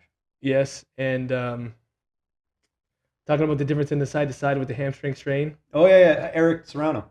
Yeah, right?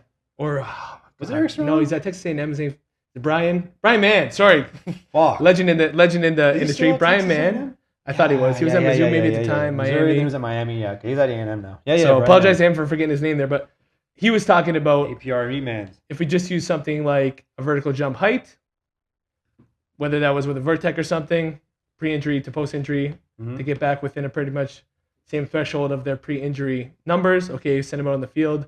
Well, something like a force plate could have told us, yeah, but they have a big discrepancy side to side because athletes are master compensators, exactly, and good at finding a way and competing.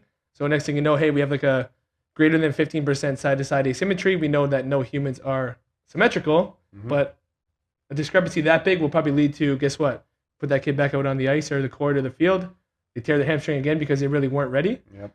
So that kind of proves the value of it. But again, when you're trying to let that force plate or that VBT device coach the session for you, now you've become over reliant on it. So it should help you see what you already thought you could see. It should help you see things that no matter how good you think you are, you will never see. Again, that's what really sold me on VBT was when Travis Mash, like multiple time world record holder, he was like, he had the humility to be like, Yeah, like I used to thought I could just kind of eyeball bar speeds, and then once I got into using, he's a big gym aware guy, obviously. Yeah. Once I got into using gym aware, I realized that I couldn't accurately, like not even close, figure out what the bar speed was without looking at that device. And I thought, well, if he can't do it, then who the fuck am I, right? Yeah. So that's when I was like, okay, maybe we should rely on it a little bit more. But we can't let that pendulum tip so far that it's doing the coaching for us, because again, now it's the only thing. Yeah, we've removed the coaching eye and our intuition, right? Yeah, I think it's, again, goes back to, it's a tool. Yeah. Learn what matters, what doesn't matter, why, and then use it accordingly, and be okay maybe not using it. Like some athletes just don't. If we're talking specifically VBT, some novices don't need it. Like, Right. Go back to the skill development session Right. and like build a confidence. Feel it first so you can control it. Control it, you can load it. Have them understand what that feels like. Then you can refine it. Once they're good movers in a certain pattern or exercise or drill, okay, now if we've optimized technique and everything else, okay, now we can use this tool is now applicable to you. You know what I mean? Like before, didn't matter. Right. Right. Some difference in hooks or all these quote unquote advanced things. There's tools. You got to know if it's a hammer, don't get a screwdriver. Sorry, if it's a screw, what the fuck am I saying? It's a screw, don't get a fucking hammer. There you go. It's, you know what I mean? So. And again, to rebuke my own point, like there's coaches who've trained Olympians who've never used any of these devices. So again, obviously not necessary. No. Don't let these things own you, but definitely they can be a good tool in your toolbox. Absolutely. Sometimes it's just fucking fun. It is fun, yeah. No Sometimes it's just fucking fun. The competition that it creates, it's a lot of fun. That's hard to replicate too otherwise, right? Next question is, has social media made strength coaches more influencers than educators? I'm going to say yes and no. Actually, that's a stupid answer. A lot of them I'm going to say yes, and here's why. Because what I see happening online, the problem with like social media, and it's just a bit of a snippet of a session or a workout or whatever. Yeah. A lot of time on the surface, a session that might get posted by a coach looks like a good session, and it checks a lot of the boxes. But the first thing is, we always say, like, you don't rate a workout, you rate a program, right? Somebody wants to come in for just a one-day workout. I'm like, it's actually not that easy to write, because it's like, I don't know where you did last week. I don't know what you're doing next week. I don't know your injury history. I don't know your long-term periodization, anything like that. So the problem with social media now and strength coaches is that they'll put out like a session that looks like, okay, they got maybe some Olympic lifts or some loaded jumps, some throws, some sprints, some big compound lifts, some accessories, a little conditioning at the end. In and of itself, that's probably not a bad session. Until you peel back the surface layer and you're like, oh my God, they were doing cleans for sets of 10. And then they were doing their sprints with 10-second rest because we're grinding, bro. And then they were doing their heavy pin squats or something for sets of 10. And then they were doing their 16 different sets on their freaking accessory work, and then they were doing this crazy conditioning thing. And then tomorrow they're coming back and hitting a session that checks all the same boxes. Yeah. So now it's like, you don't really have a program or a plan. No. So that's where You're stacking workouts essentially. That's the problem. You're stacking whiteboard bullshit. You can put together this whiteboard nonsense workout that in and of itself is probably not a bad session, but there's no plan, there's no progression, there's no long-term goal.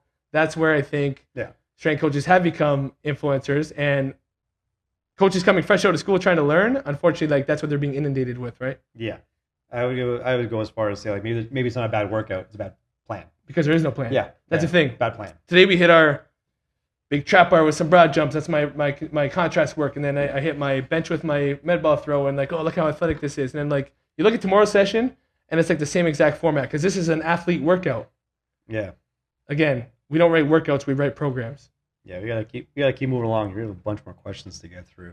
For myself, I would say the strength coaches I follow, particularly, I think they're more educators, influencers. That's the problem. We follow the good ones. We follow the good ones. There are a ton of influencers, and I think, like I said in the very beginning, we can't. It's hard to just post the mundane, boring shit. Yeah. Like if you were to pick one athlete in our room and you post their day 1, day 2, day 3, day 4, day 5, you post again the next week, day 1, day 2. You're squatting again. You're again. Like it doesn't get the likes and the views. Like that's not the point. But I get it. Like if you're looking to kind of broaden your net, you need something cool, flashy that grabs the attention that you were talking about. But I think social media is a great tool. Like we learn a ton from social media. I've made some great connections from social media, asking questions, sparked some good debates. Could be a great tool. In terms of influencing, I don't know. I think they can be. Depends on the ones you follow. If they're there, I think it just depends on their intent, and it's even hard to know what their intent is, right? Like it's just a snapshot. So to comment, I can't really say shit. Although it's probably even less wrong. If I think it's bullshit, I'm like, well, okay. I'll be like, yeah, it's bullshit. I'm not gonna fucking comment on it. It's like I'm just not gonna watch the shit. Right. You know what I mean? But they are out there. I'll leave it there. Are athletes actually better today, or just more measured? Loaded question. Yeah. In the spirit of moving on, I'm gonna say probably just more measured. Probably just more measured. Okay. I will say. Well, the skill now I think is I was. yeah. Let me get this out. I'm going to say I think our athletes nowadays are more skilled. Yeah, I would right? agree Because with we that, know yeah. more about these things. Totally. But to say they're better, I'm like, well, how do you define as better? In terms Yeah. of the skill, then yeah, I would say they're better than skill. But in terms of maybe the process, everything else, because at the same time, we know more about sports science now than ever before. Yeah. And we also have higher injury rates than ever before. So why might that be? Yeah. You know what I mean? Is it a cost? Like, yeah, they're doing more skill work all the time to the Right. point now where it's detrimental or the risk of getting hurt or something else happens. So like, is that better? Well, it's like, yeah, you're going to lose a bunch to get the cream of the crop to rise. Absolutely. But like, that's the question. It's like, well, how do you define better? Like, what are you measuring better by? Is it just the skill? Then yeah, I would say they're more skilled than they were in the past because we know more. But at the cost of, we're seeing a lot more athletes burn out, drop out, get hurt, get fucked Yeah. up, and not progress. It's kind of funny because one kind of steals from the other. Now I'm kind of thinking about it more because athletes are probably more skilled than ever now because there's so many camps. There's so many like Yep. individualized, so whatever sport trainers, and you're learning all this different stuff. And there's kids are learning some of these more advanced systems earlier on as far as like tactics of every sport, but they're spending so much time with that stuff that a lot of time they're not investing as much time and effort into proper strength and conditioning. So it's kind of funny, like Yeah. kids are specialized really well in these sports, so they're better in that regard, but they're actually less physically prepared. Yeah. So you kind of I'd be very stealing from Peter to pay Paul. I'd be very curious to see, like, yeah, for the ones that you're defining, if you're measuring better as like skill, okay, here are the ones, yeah, these athletes are more skilled. How much more do we lose? Yeah. Like, all these young kids are pitching way faster. Yeah. But they're also a way larger proportion of them needing Tommy John surgery at like 16 years old because they're not physically Are prepared. you measuring by their longevity in the sport? Like, okay, if you're looking at the professional level, like, are their careers longer? Are they retiring earlier? Are they getting more hurt? Whatever that might be. So I think it's just been measuring. You know, I think it's kind of, but I don't know. It's kind of, I'd say more skilled, but they're also being measured. And then what are we measuring? Yeah. Okay, here's a couple. Here's some fun ones. We kind of already answered this one. Is injury prevention a myth? I would say it's a myth. I'm going to say myth. If like a blanket statement, it's a myth. It's a myth. Yeah. Prevention is again an absolute. That's a period. It's a myth. Yeah. It's a myth. I'm gonna fucking. We're writing that one off. Interesting one. Is strongman training more applicable to sport than Olympic lifting? If you had to pick one, yes. But again, like, why do you have to pick one? And I only say that because strongman training would include like sled work. It would include also some of the explosive characteristics of Olympic lifting when they're doing like sandbag throws and shit like that. Yeah. It would include farmer carries, which will have maybe a different overall, stimulus on the body. It also includes condition. Like strongman obviously naturally turns into conditioning work pretty quick, depending on what it looks like. Yeah. So yes, I guess if you had to pick one, but again, like, why are we having to pick? Yeah, I think it just goes back to what we were talking about earlier. Like, we don't even do true Olympic lifting. We're not doing like a full clean to a jerk or a snatch. We're doing derivatives of those things. I think quote unquote strongman training, it's like we're doing maybe variations or derivatives of that. It's just training purposefully. Yeah. It's purposefully with some form of planned periodization to get the adaptation to elicit a response and result. Yeah, both great tools. Why choose, right? Why choose? A lot of absolutes. Is most speed training in the weight room a waste of time? Again, another absolute. Is most speed training in the weight room a waste of time? Again, depends what context dependent, because it depends on your training age. It also depends on your availability of resources. Like if you have nowhere to sprint because you're in Canada in the winter, then 100% of your speed training will have to happen in the weight room, right? If you live in a warmer climate or like it's Canada in the summer, of course, most of your speed training should be from you sprinting in a variety of different ways. You have access to the track. Yeah. I would say I don't know, again, is most speed training in the weight room a waste of time? No, I think you break down those component parts and you work on those avenues, then combine to like I said, I usually do presentations on like the performance puzzle, right? Putting those component pieces together to actually see the work of art.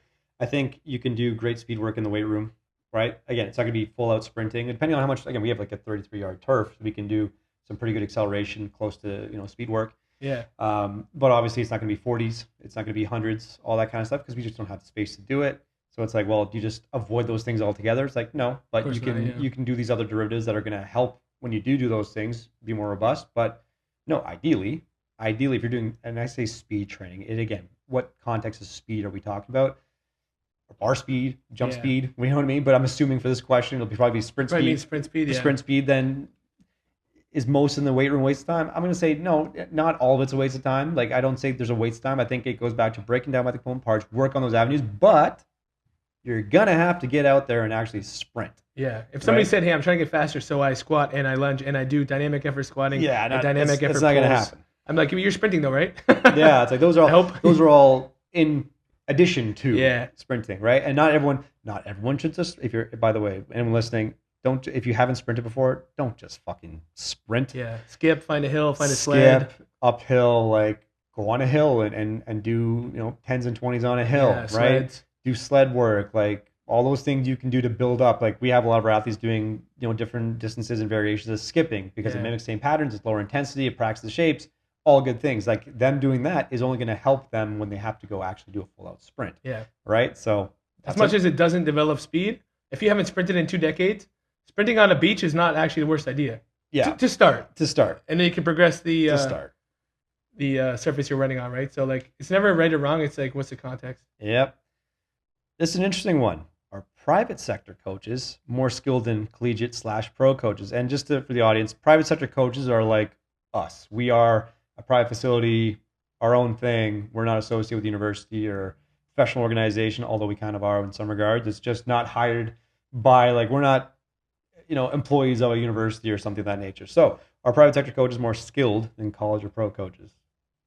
I'm going to say it's a different skill. Different skill set. We have to make sales. They don't. Yeah. We have to, in our setting, we might have, in our semi-private, or we've now called it strength and conditioning setting, we might have 20 athletes in there at the same time on 20 different programs. So I don't know if that's really happening so much in a college or pro weight room. So we have that maybe different skill set that they might not have. It's funny because I remember Donnell was saying, like, even if you plan on being a college or pro guy your whole life, like go work a summer in private and those skills will transfer over to college or pro, probably more than the other way. Yeah.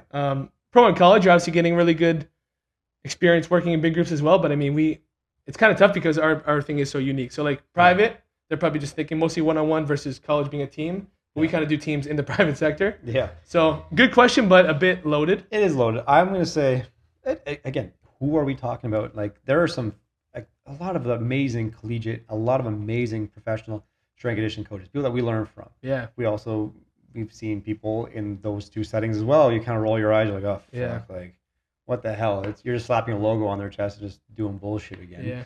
Yeah. Same in the private sector, right? Like, obviously we're biased. I love, we have a great staff. I would like to think we know what we're doing and we put a lot of thought in how we do these things. But there's also private sector coaches that suck ass. Yeah. Like they don't fucking follow any fucking principles. They just do the rah bullshit and they sell people on that shit. So I'm going to say, just to level the playing field, let's say you have a top-notch private sector coach and a top-notch college or pro coach. Both fantastic in their realms. The skills are different. Like you said, talk to Donnell. Even he said, like, this is a relationship industry. Yeah. It doesn't matter. It goes back to what we were talking about earlier. Like, you have this perfect plan in place, but if you can't coach someone how to actually execute the skill that you're asking them to do at a high level in the training session, you're fucking useless. Yeah. So you have to be able to actually establish trust. Earn digging rights. You can have the fucking lay out the foundation, like I have all the tools and the equipment, I'm going to build this fantastic building, but you haven't even got the fucking permit to start building. Right. You got to go get the goddamn permit. You have to go get that athlete to trust you to actually elicit the response you need to actually get the intent behind whatever thing you're chasing.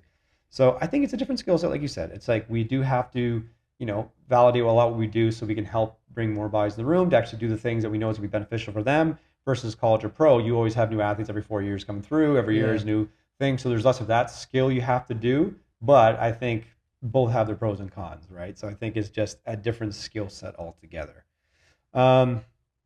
Next question. Do strength coaches care more about training than athletes do? And is that a problem? I think we probably do. I think we probably should, though. We're supposed to. Like, I feel like we should. We're supposed to. I don't think an athlete will ever care more about training than we do. It's almost everything a fucking accountant. Your accountants love numbers. I fucking hate doing accounting taxes, but that's But you do it because you have to and it's valuable. You have to, right? Yeah, it's necessary. Even the athletes that are really bought in, I just don't think naturally they'll ever be as into it as we are. Otherwise, I don't know. I feel like if your athletes are more into training than you are, you're probably not in the right field. Like, I think to answer the first part, do we care more about training the athlete? Absolutely, as we should. I hope. Yeah, absolutely. You need to love if you are a strength conditioning coach and you don't actually get in the trenches yourself and do the things you're telling your athletes to do, I think you're a piece of shit. Sorry, like that's a blunt statement.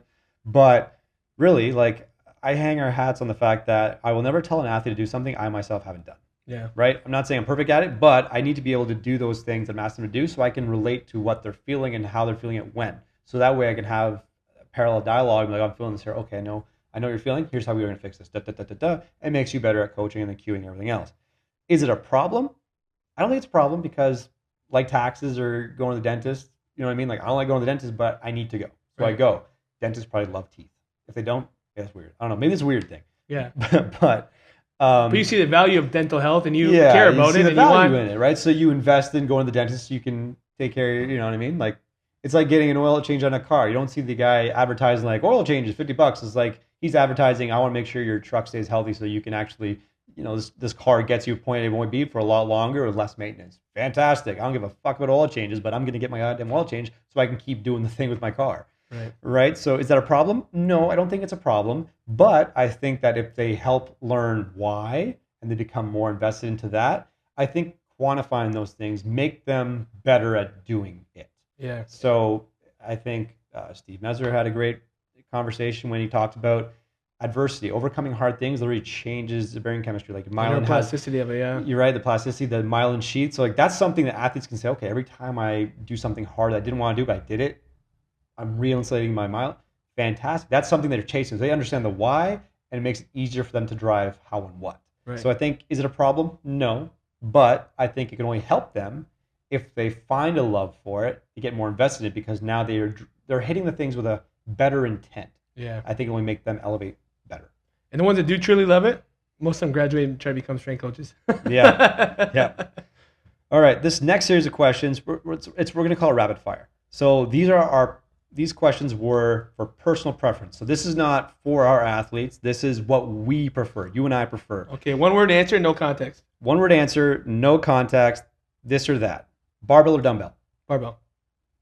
I'm going to say dumbbell. I'm going to say dumbbell. Reason being. No context, because I could have a whole answer too. All right, fine. Fuck it. Dumbbell for me, barbell for Myles. Trap bar, straight bar? Barbell. Straight bar. Trap bar. Front squat, that's back squat. Bullshit. No, we're going to have an answer. That's fucking bullshit. No, I said trap bar. Yeah, but that's nonsense. Because the barbell, you can do way more things with it. That's my reason. And I just broke my own rule. But trap bar is amazing. It doesn't say trap bar deadlift. It says trap bar or barbell. That's all it says. You're gonna have one piece of equipment for the rest of your life. It's gonna be a trap bar or a barbell. You're full of shit.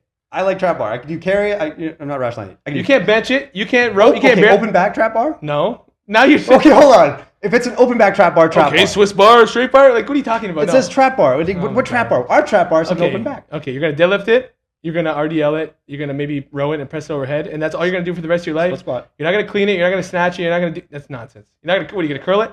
You're not curling it. There's carry it. Nonsense. Fine. Front squat, back squat. Back squat. Front squat. It's because I'm better at it. Front squat because I need to be better at it. Power cleans or sprints? Power clean, same reason. Power cleans. Not that sprinting's bad. Like I said, personal preference. I'd rather clean. VBT or RPE? VBT. VBT. Yep, absolutely. Caffeine or creatine? Yes. Damn. Caffeine, but like, man. Caffeine because you could eat creatine. Yeah, I was gonna say caffeine. I'm gonna say caffeine because I need that caffeine. I don't. And you eat a bunch of steak, you're gonna get some good creatine. Yeah, I need enough steak. I'm gonna say caffeine for me. Max effort lift or time sprint? Max effort lift. Yeah, it's more fun. It's more fun, and you can't hide.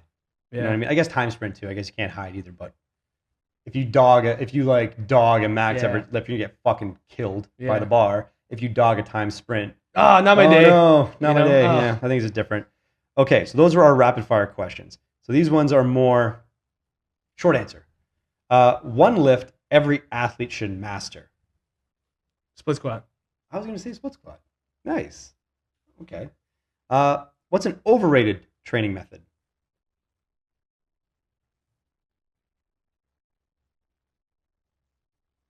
Do you have one? I'm going to say the 1x20. Okay, training. Yeah.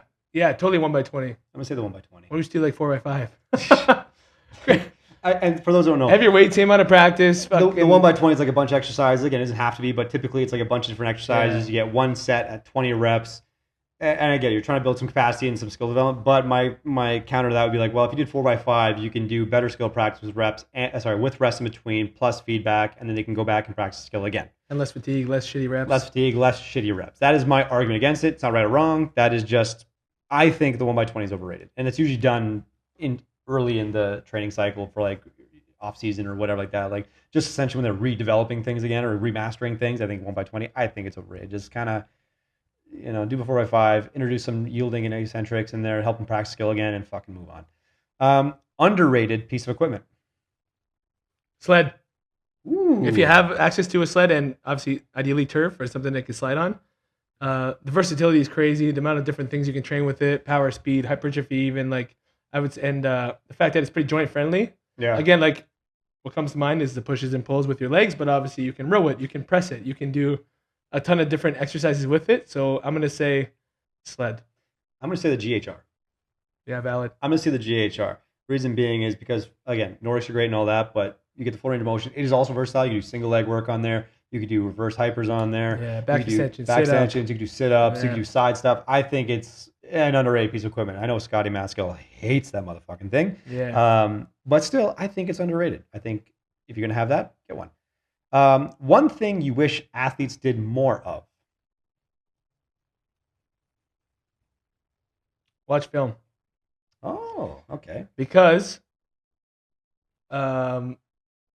I mean, I'm obviously biased. Like football, we watch like a ridiculous amount of film, but I think regardless, it's one of the only ways you can actually get better as an athlete without getting tired. Mm-hmm. How many times do you hear guys, "Oh, I can't practice today. I can't lift today. I'm beat up." Cool. Go watch film. I think not only go watch film, but go watch film with your position group or with your teammates, because oftentimes there's so many profound like breakthroughs that can happen when if you sit at home and watch film on your own. That's great, and you can reflect and you can review and stuff like that. A big problem with that is a lot of guys don't really know how to watch it, so yeah, they're looking for the highlights, Yeah. right? And that's all well and good, but you got to look for the things you want to ideally fix as well. You also got to think when you're watching film, like, how would I beat me if I was about to play against me? Because the other team you're about to play against is also watching film of you. Yeah. So not only would I do well, what I would need to work on, but like, what tendencies do I give up to my future opponent? Yeah. Then, like I said, in that group setting, I said this to the college kids last year. I'm like, y'all need to get together and watch group film without coach, whoever the coach was. I'm like, There's so many breakthroughs you can have getting on the same page, thinking with the same brain where we might be like midway through a season. Now you watch film together and you're like, why do you keep doing this play this way? And you're like, well, I thought that's how it was. No. Like there's a big breakthrough we can make here where we can all get on the same page. That's why I would say watch film. Okay. Keep things moving on here. One thing I wish I think more of, I think honestly would be more unstructured play. Yeah. I think more unstructured play, which means less structured, rigid practices. Yeah, get creative. Get creative, right? It keeps you mentally refreshed. You can still get a lot of indirect benefits to whatever performance goal you have. And honestly, it's less stressful, so you're able to regenerate more. And it keeps it fun, keeps it competitive. I think building on that quickly is build that autonomy to be able to say what you need. Learn what you need. Yeah. Right? Explore things so you know. You might not know exactly what you need, but you'll know what you don't need. Yeah. You know what I mean? So I think actually athletes need to be a little more autonomous into seeking those answers on their own versus always just listening what everyone's going to tell them. And again, it's a loaded thing on its own, but I'll leave it there. Rapid fire again. Least favorite trend in strength and conditioning. Flashing lights. Flashing fucking lights. Waste of fucking time. I'm going to argue and say, yes, I agree. I think that is icing on the cake. Because there are things, I think flashing light training, like the beacons and all that, I think they can be beneficial in the rehab side of things particularly. We've seen good cognition with the eye in terms of ACL recovery in the early stages. It's a good filler in between things. But when you become end-all be-all and that's the thing you do and that's you literally spend 20, 30 minutes on, I think you're just fucking wasting time at that point. I think it's just the very small cherry on top of this big fucking iced cake. I don't think it is the end-all be-all. I think it's on the hierarchy, it's at the very fucking lowest point. I still think a lot of that, like, okay, rehab maybe, but I still think a lot of that reaction stuff is going to be task dependent anyway. It is going to be task dependent. I don't see you hitting this flashing light. All of a sudden, you're going to hit the ball better in baseball. You're going to play different against the defender. I don't see just go play the sport. I think at that point, I think it again, if you want to pepper it in between, like, oh yeah, you're doing like A1, A2, and you're waiting around A3. Okay, here, do 10 seconds of this fucking thing. Just keep your eyes going. Absolutely, I think there can Yeah. be. I think it would. It's not going to hurt. I think it can only make things better, especially early. And there's proven that it's helped in the rehab side of things for that kind of stuff. So I will give it the credit it's due. All right, short answer again. Best quality in an athlete, and we'll keep it short. Work ethic. Yep, I would parallel that. Best quality in an athlete, open-mindedness.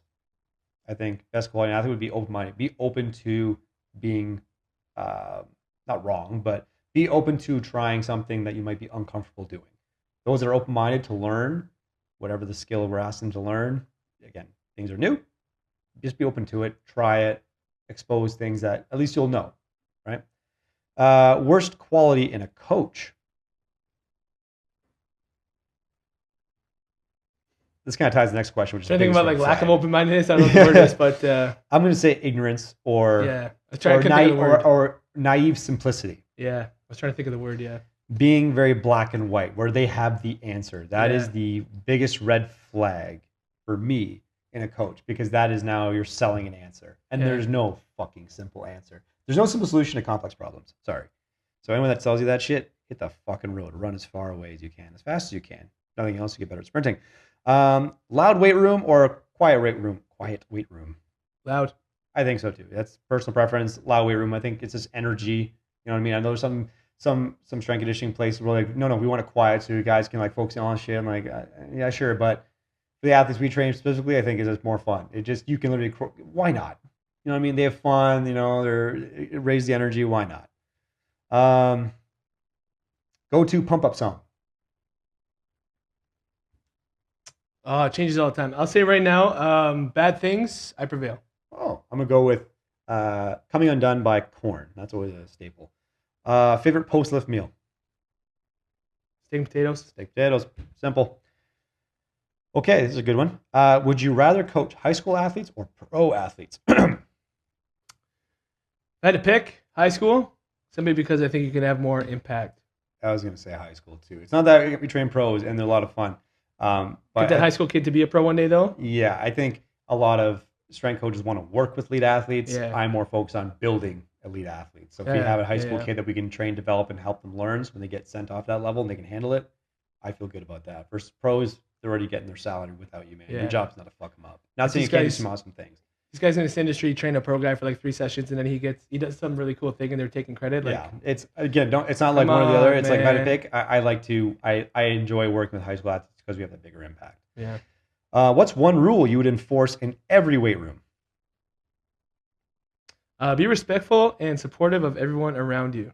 Yeah, I think it seems like common sense too. And here it is, but you hear horror stories of people at commercial gyms and people being judging and stuff like that. Like, everybody's on their own mission. Everybody's mission is equally important to the next person. So be supportive, be respectful, and that'd be my one rule for sure. Yeah, I would parallel that as well. And that leads to being safe as well, which is obviously number one thing. So I think it's all encompassing. I think it's all encompassing. Just be like everyone's there, like I said, everyone's there doing their own thing. I think it's a great dynamic. Yeah. You know what I mean? Like having Gen Pop people in with athletes, I think it's a great dynamic. We're all human beings. We're all on our own path.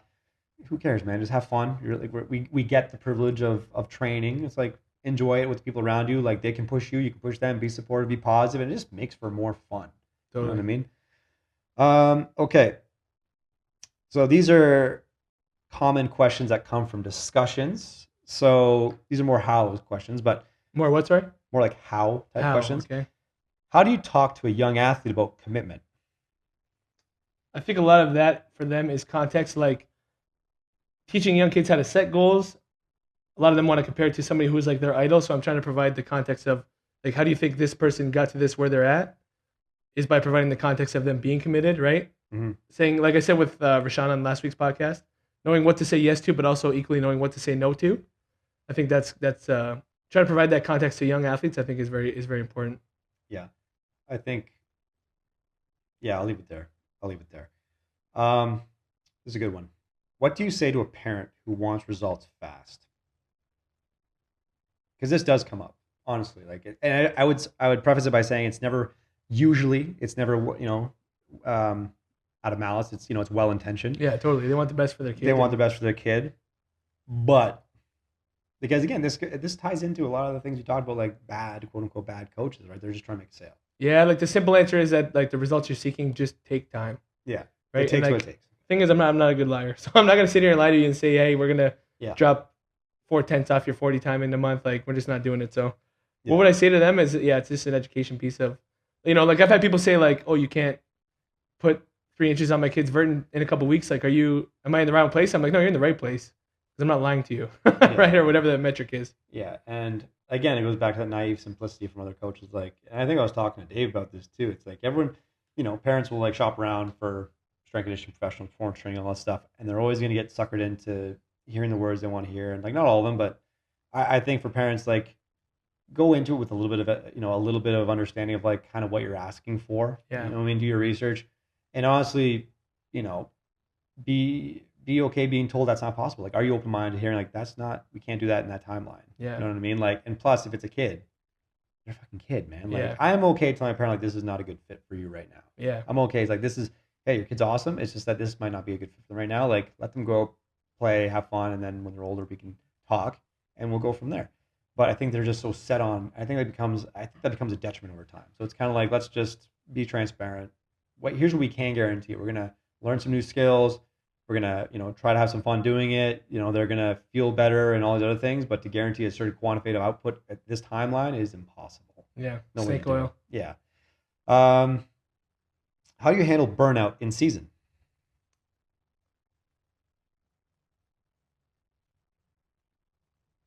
I think first thing first, it kind of depends if it's physical or mental. Mm-hmm. Also, when it says in season, depends if we're working with pros or college kids because college kids have the added academic load, right? Mm-hmm. So I think if it's going to be say a college kid, they're like, man, like I really feel burnt out, like I need to study, whatever. I'm like, okay, let's just get in the weight room and hit the bare minimum, hit the minimum effective dose. I think is a better way to say it because a lot of time you're going to feel better after that than when you came in. I don't really find oftentimes, I guess, like the pro guys are feeling too burnt out, but I think with the college kids or even the high school kids, the biggest thing with being in season is, for me, always, anyways, I found if I would get in a workout, actually, I would feel better and like any of those burnout kind of symptoms would fade. Yeah. So that's just an education piece, but I would say burnout. Yeah, it's going to happen. I think just defining what burnout is. yeah, I'll say this. I think very few athletes are overtrained. I think plenty are under recovered. yeah, I don't think that I think in some instances they're doing too much. yeah, But let's just say for the context here, like overtraining in terms of weight room stuff, I don't think a lot of them are overtrained. I think they are severely under recovered, specifically high school athletes. A lot of them will practice 8 o'clock till 10 at night, some 9 to 10:30 at night, plus school in the morning. Like they're not eating properly, they're not drinking enough water, they're not sleeping properly, and they have all these things going on. It's like, well, it's not what you do. Like you're gonna be very, very stressed out and you're gonna degenerate over time. So right, I think that's the big priority is like you can't train like a wild animal, practice like a madman, but eat and sleep like a child. yeah. You have to be really all these other faucets have to be kind of in check too, right? So how do you handle burnout? I think is an education piece and knowing when to dial back certain things, but also educating them on how to do those things. How do you help them practice those good sleep hygiene, food, all that stuff? And sometimes burnout's just a buzzword, to be honest, where it's like, no, you're not burnt out, you're just having a bad day. So we can quantify it on the force plate or something. Yeah. The jumps are still fine. Yeah, I think it's like it's a loaded question too because then you'll see parents like, oh, they need an off day today. It's like, okay, but why? My kid doesn't feel perfect today. You're not gonna feel perfect on game day. Yeah, it's like, well, it's like you're telling me if you come in, we still do like a couple small things. They might feel better actually, but yeah, I think it's just education, transparency.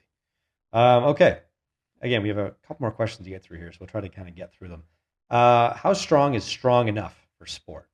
depends on the sport you're playing. Depends the level you're at. Mm-hmm. Okay, fair enough.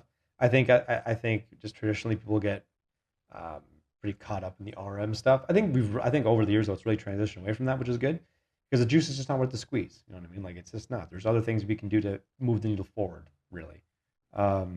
I know there's some standards. Like some people like 2 times body weight squat for men, 1.5 for women. But again, like, are you wrestling? Because that probably is a good goal. Yeah. Are you hitting a golf ball? Yeah. That's probably not really relevant. What's the size of the athlete? Like how tall are they? All these other factors. Like it's really just relevant. Again, strong and strength. Let's just recategorize it as force. Yeah. Is your force output sufficient to do the things? For what you got to do? Yeah. Let's recategorize strength as a mother of all qualities to force as a mother of all qualities. Should athletes train to failure? No. Short answer, no. I think for the compound stuff, I think no. I think isolation work or smaller things where you're not at risk of getting hurt. I think It's good to know what your limit is. Yeah. Yeah. That's why I say short answer no, long answer maybe. Yeah, I'd say like compound stuff, you don't need to. Yeah. You really don't need to. But I'd say for most athletes, training to failure in the isolation stuff, yeah, if you want to get a bicep pump, go for it. Like hit that fatigue level a little bit and go for it. You know what I mean? Or If push you're that conditioning once every blue moon where maybe you don't puke but you get pretty close. It's good to know where your limits are. yeah, right? I think it's context again, but I think for the Yeah. major compound stuff, no. I would say for isolation stuff, go for it. Some of these questions are kind of tied back to already we did before. Let's move on to this one here.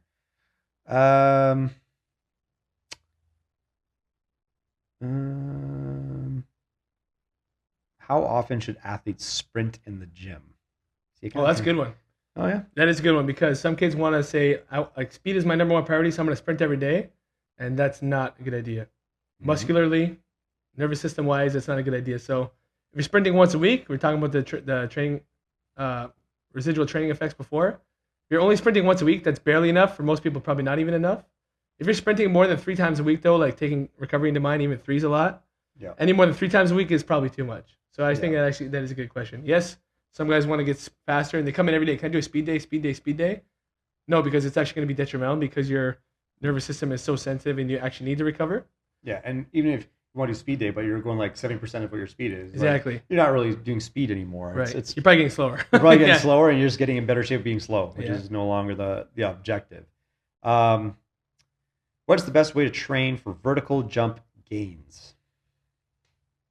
Again, kind of depends on one of two things: maximizing your strengths, minimizing your weaknesses. So again, if you're super young and you have like no relative strength, right, it's probably just going to be primarily strength work. If you're already kind of tapped into that, a lot of it's going to be the plyometrics and everything. A lot of it's also going to be technique, though. I'm going to err more on the side of technique. The best way, like I said, the quickest way we can help someone improve the vertical jump is let's look at their mechanics. Yeah. And see if we can kind of work with the body type they have and help Yeah. them get, because everyone has a different arm swing. If we're talking like counter movement jump, like again, the next question is, should athletes train the counter movement jump differently than the approach jump? The counter movement jump with hands on hip standardized is, I would say, is more of a power, is more like a lower body explosive power metric than anything. Because again, for most jump sport athletes, they use their arms. Right. So if you, Or at least they should. at least they should, if they take that arm swing out of the equation, it's kind of like a fish with no tail fin. You're just like, they don't know what to do. So can they swim? Yeah, but not great. So then the approach jump it's a skill itself. So by introducing that variation, because everyone has different jump and approach mechanics, let's hammer down what their mechanics should be and help them understand where the footwork and the horizontal component, the braking component, the vertical transition component. I think the skill needs to be practiced. And we see that all the time with a lot of our volleyball or basketball guys. If they have to go to combines, they hate the vertec. They hate the vertec because they only get exposure once or twice a year and it gets measured. And that's like a dictation. And it matters, which is crazy. And it matters. Like that's going to be a quote, their prediction of how good they can play the sport. Not really, but it's just a physical measure.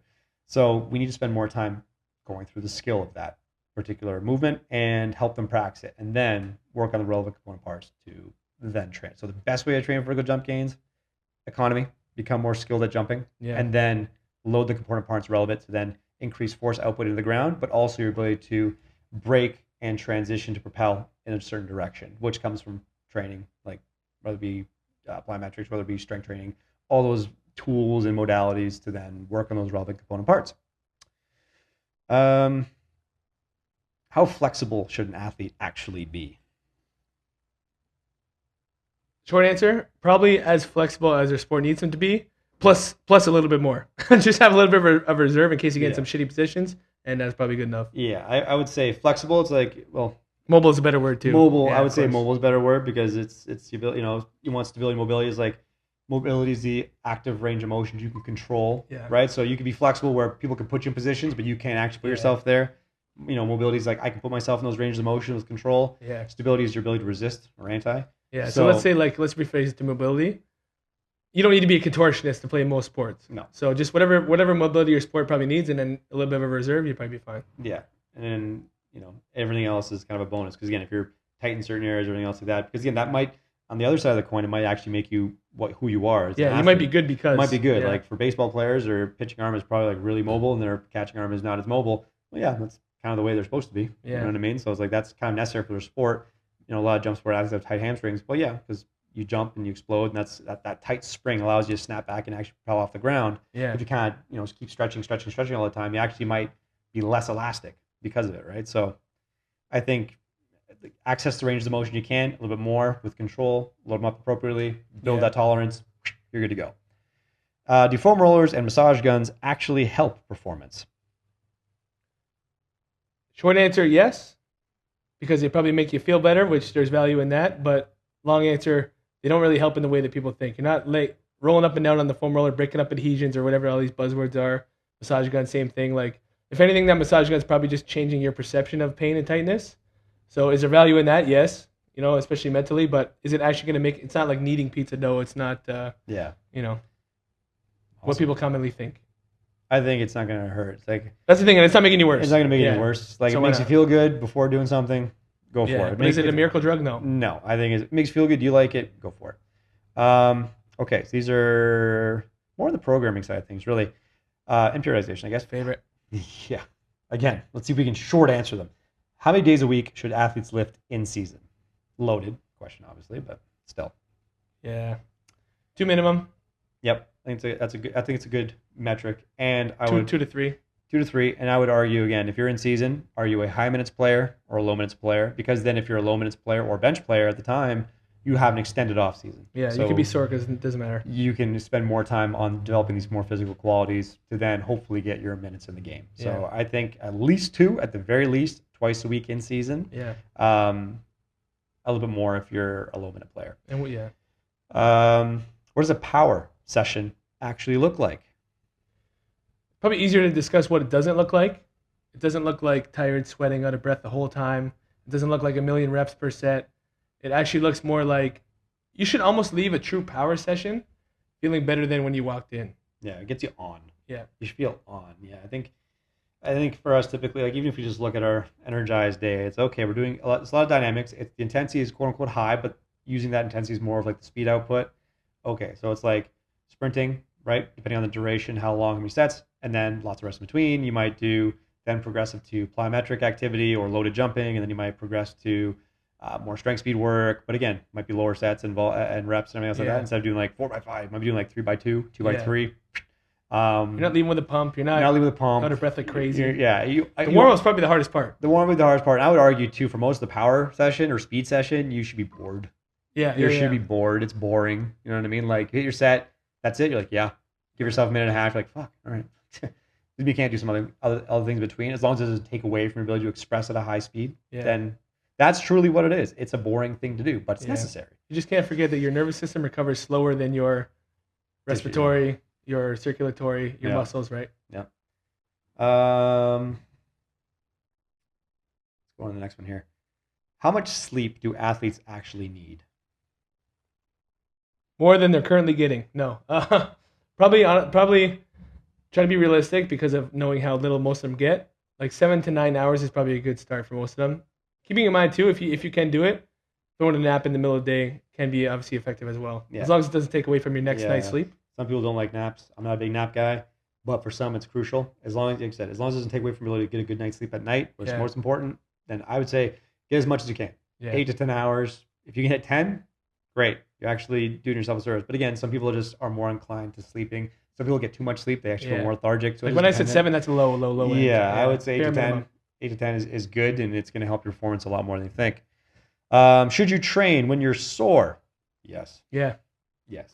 Don't practice the avoidance strategy. It's simply manage, monitor, execute, and go from there. How many times you sore, you go in and hit the warm up, you're like, you know what, the soreness is gone. Yeah. Actually, it happens a lot. Yeah, I think it's like I think that comes down to knowing. Athletes have to know are you sore? Are you injured? Yeah. Like, are you hurt? Are you hurting? Yeah, you're hurting. You know what I mean? Because if you're injured, like if one of my athletes tells me I'm injured, I will know. You know what I mean? I believe them. You know what I mean? It's not that I don't believe them, but it's like I understand. Like, okay, that person they're pretty in tune. Okay. You're someone who doesn't want to be injured, and you're saying you're injured. I probably believe you. Absolutely. Versus people that don't like what they're doing. Like, oh, I'm sorry, I can't. It's like, well, what do you mean? Let's go through the warm up and reevaluate after that. Yeah. What do you mean, boy crying wolf? Yeah, and then because what's the alternative? Yeah. It snowballs. Where like every time you feel something, then you take a week off and you come back and you be more sore again. It's like, well, you just put yourself in a professional cycle of getting worse now. So find a way. What's more important, ice baths or quality meals? Quality meals. Come on now, like ice bath is a tool, a supplement, but it's not in subtraction of this or that. You need, if anything, Fuck the ice baths. Eat some goddamn whole food. Come on. Do athletes really need to deload? Yes, but not nearly as often as people think. And I really strongly don't believe in pre-planned deloads either. Yeah. They need to deload because right after the season, like we're very big on, like they probably should take a week or two and just do nothing, get their mind off it. How's relax? So arguably that is a deload, but like that every fourth week we deload, like that's crazy. You're just wasting valuable training time. Yeah, and usually every cycle, because it usually starts off somewhere like that initial week is usually like a building week anyway, so you're kind of relearning. So that's kind of like your deload week. Yeah. I'm not saying they shouldn't. It just, what do you mean by deload? Yeah. And everyone's deload's gonna be different, right? Yeah. If you're used to like training hard twice a day, 6 days a week, your deload might be like 4 days a week. All of a sudden you add extra days, like you feel like a gem. Yeah. Everyone else only train twice a week, and they're in the early stages. They might like say, shit, like I need to dial back a week, and you're like, well. So what do everyone's we do? different. Go down to once a week with it? It's almost a waste of time. Yeah, so I think you need to build some capacity and then be more in tune with your body, and then be like, yeah, okay, then let's, like, what does deload mean? Say, okay, we're going to cut the volume in half. Fantastic. That gives you more rest in between. You feel better leaving, so you can still get a good quality. Don't waste the opportunities to train. Yeah. Right? It goes back to the very beginning. Don't waste the opportunities to train. There's always something we can do to get better. So whatever that deload means to you, it's context dependent. Okay. These final questions are hot takes. Does training barefoot actually do anything? I think so.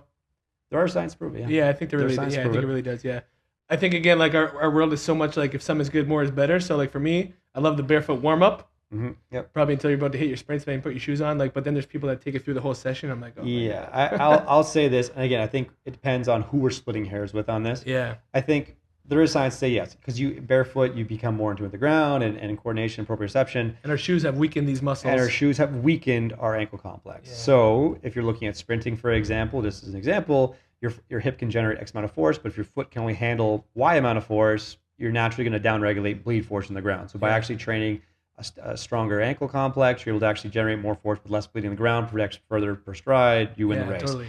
Right? But does everyone do that right away? No, because there's some other low-hanging fruits that we kind of got to get there before we're ready to split the hairs. Right. But I think, training barefoot can help with the ankle complex. It's not the end-all be-all, but I think it can help for sure. It's not going to hurt.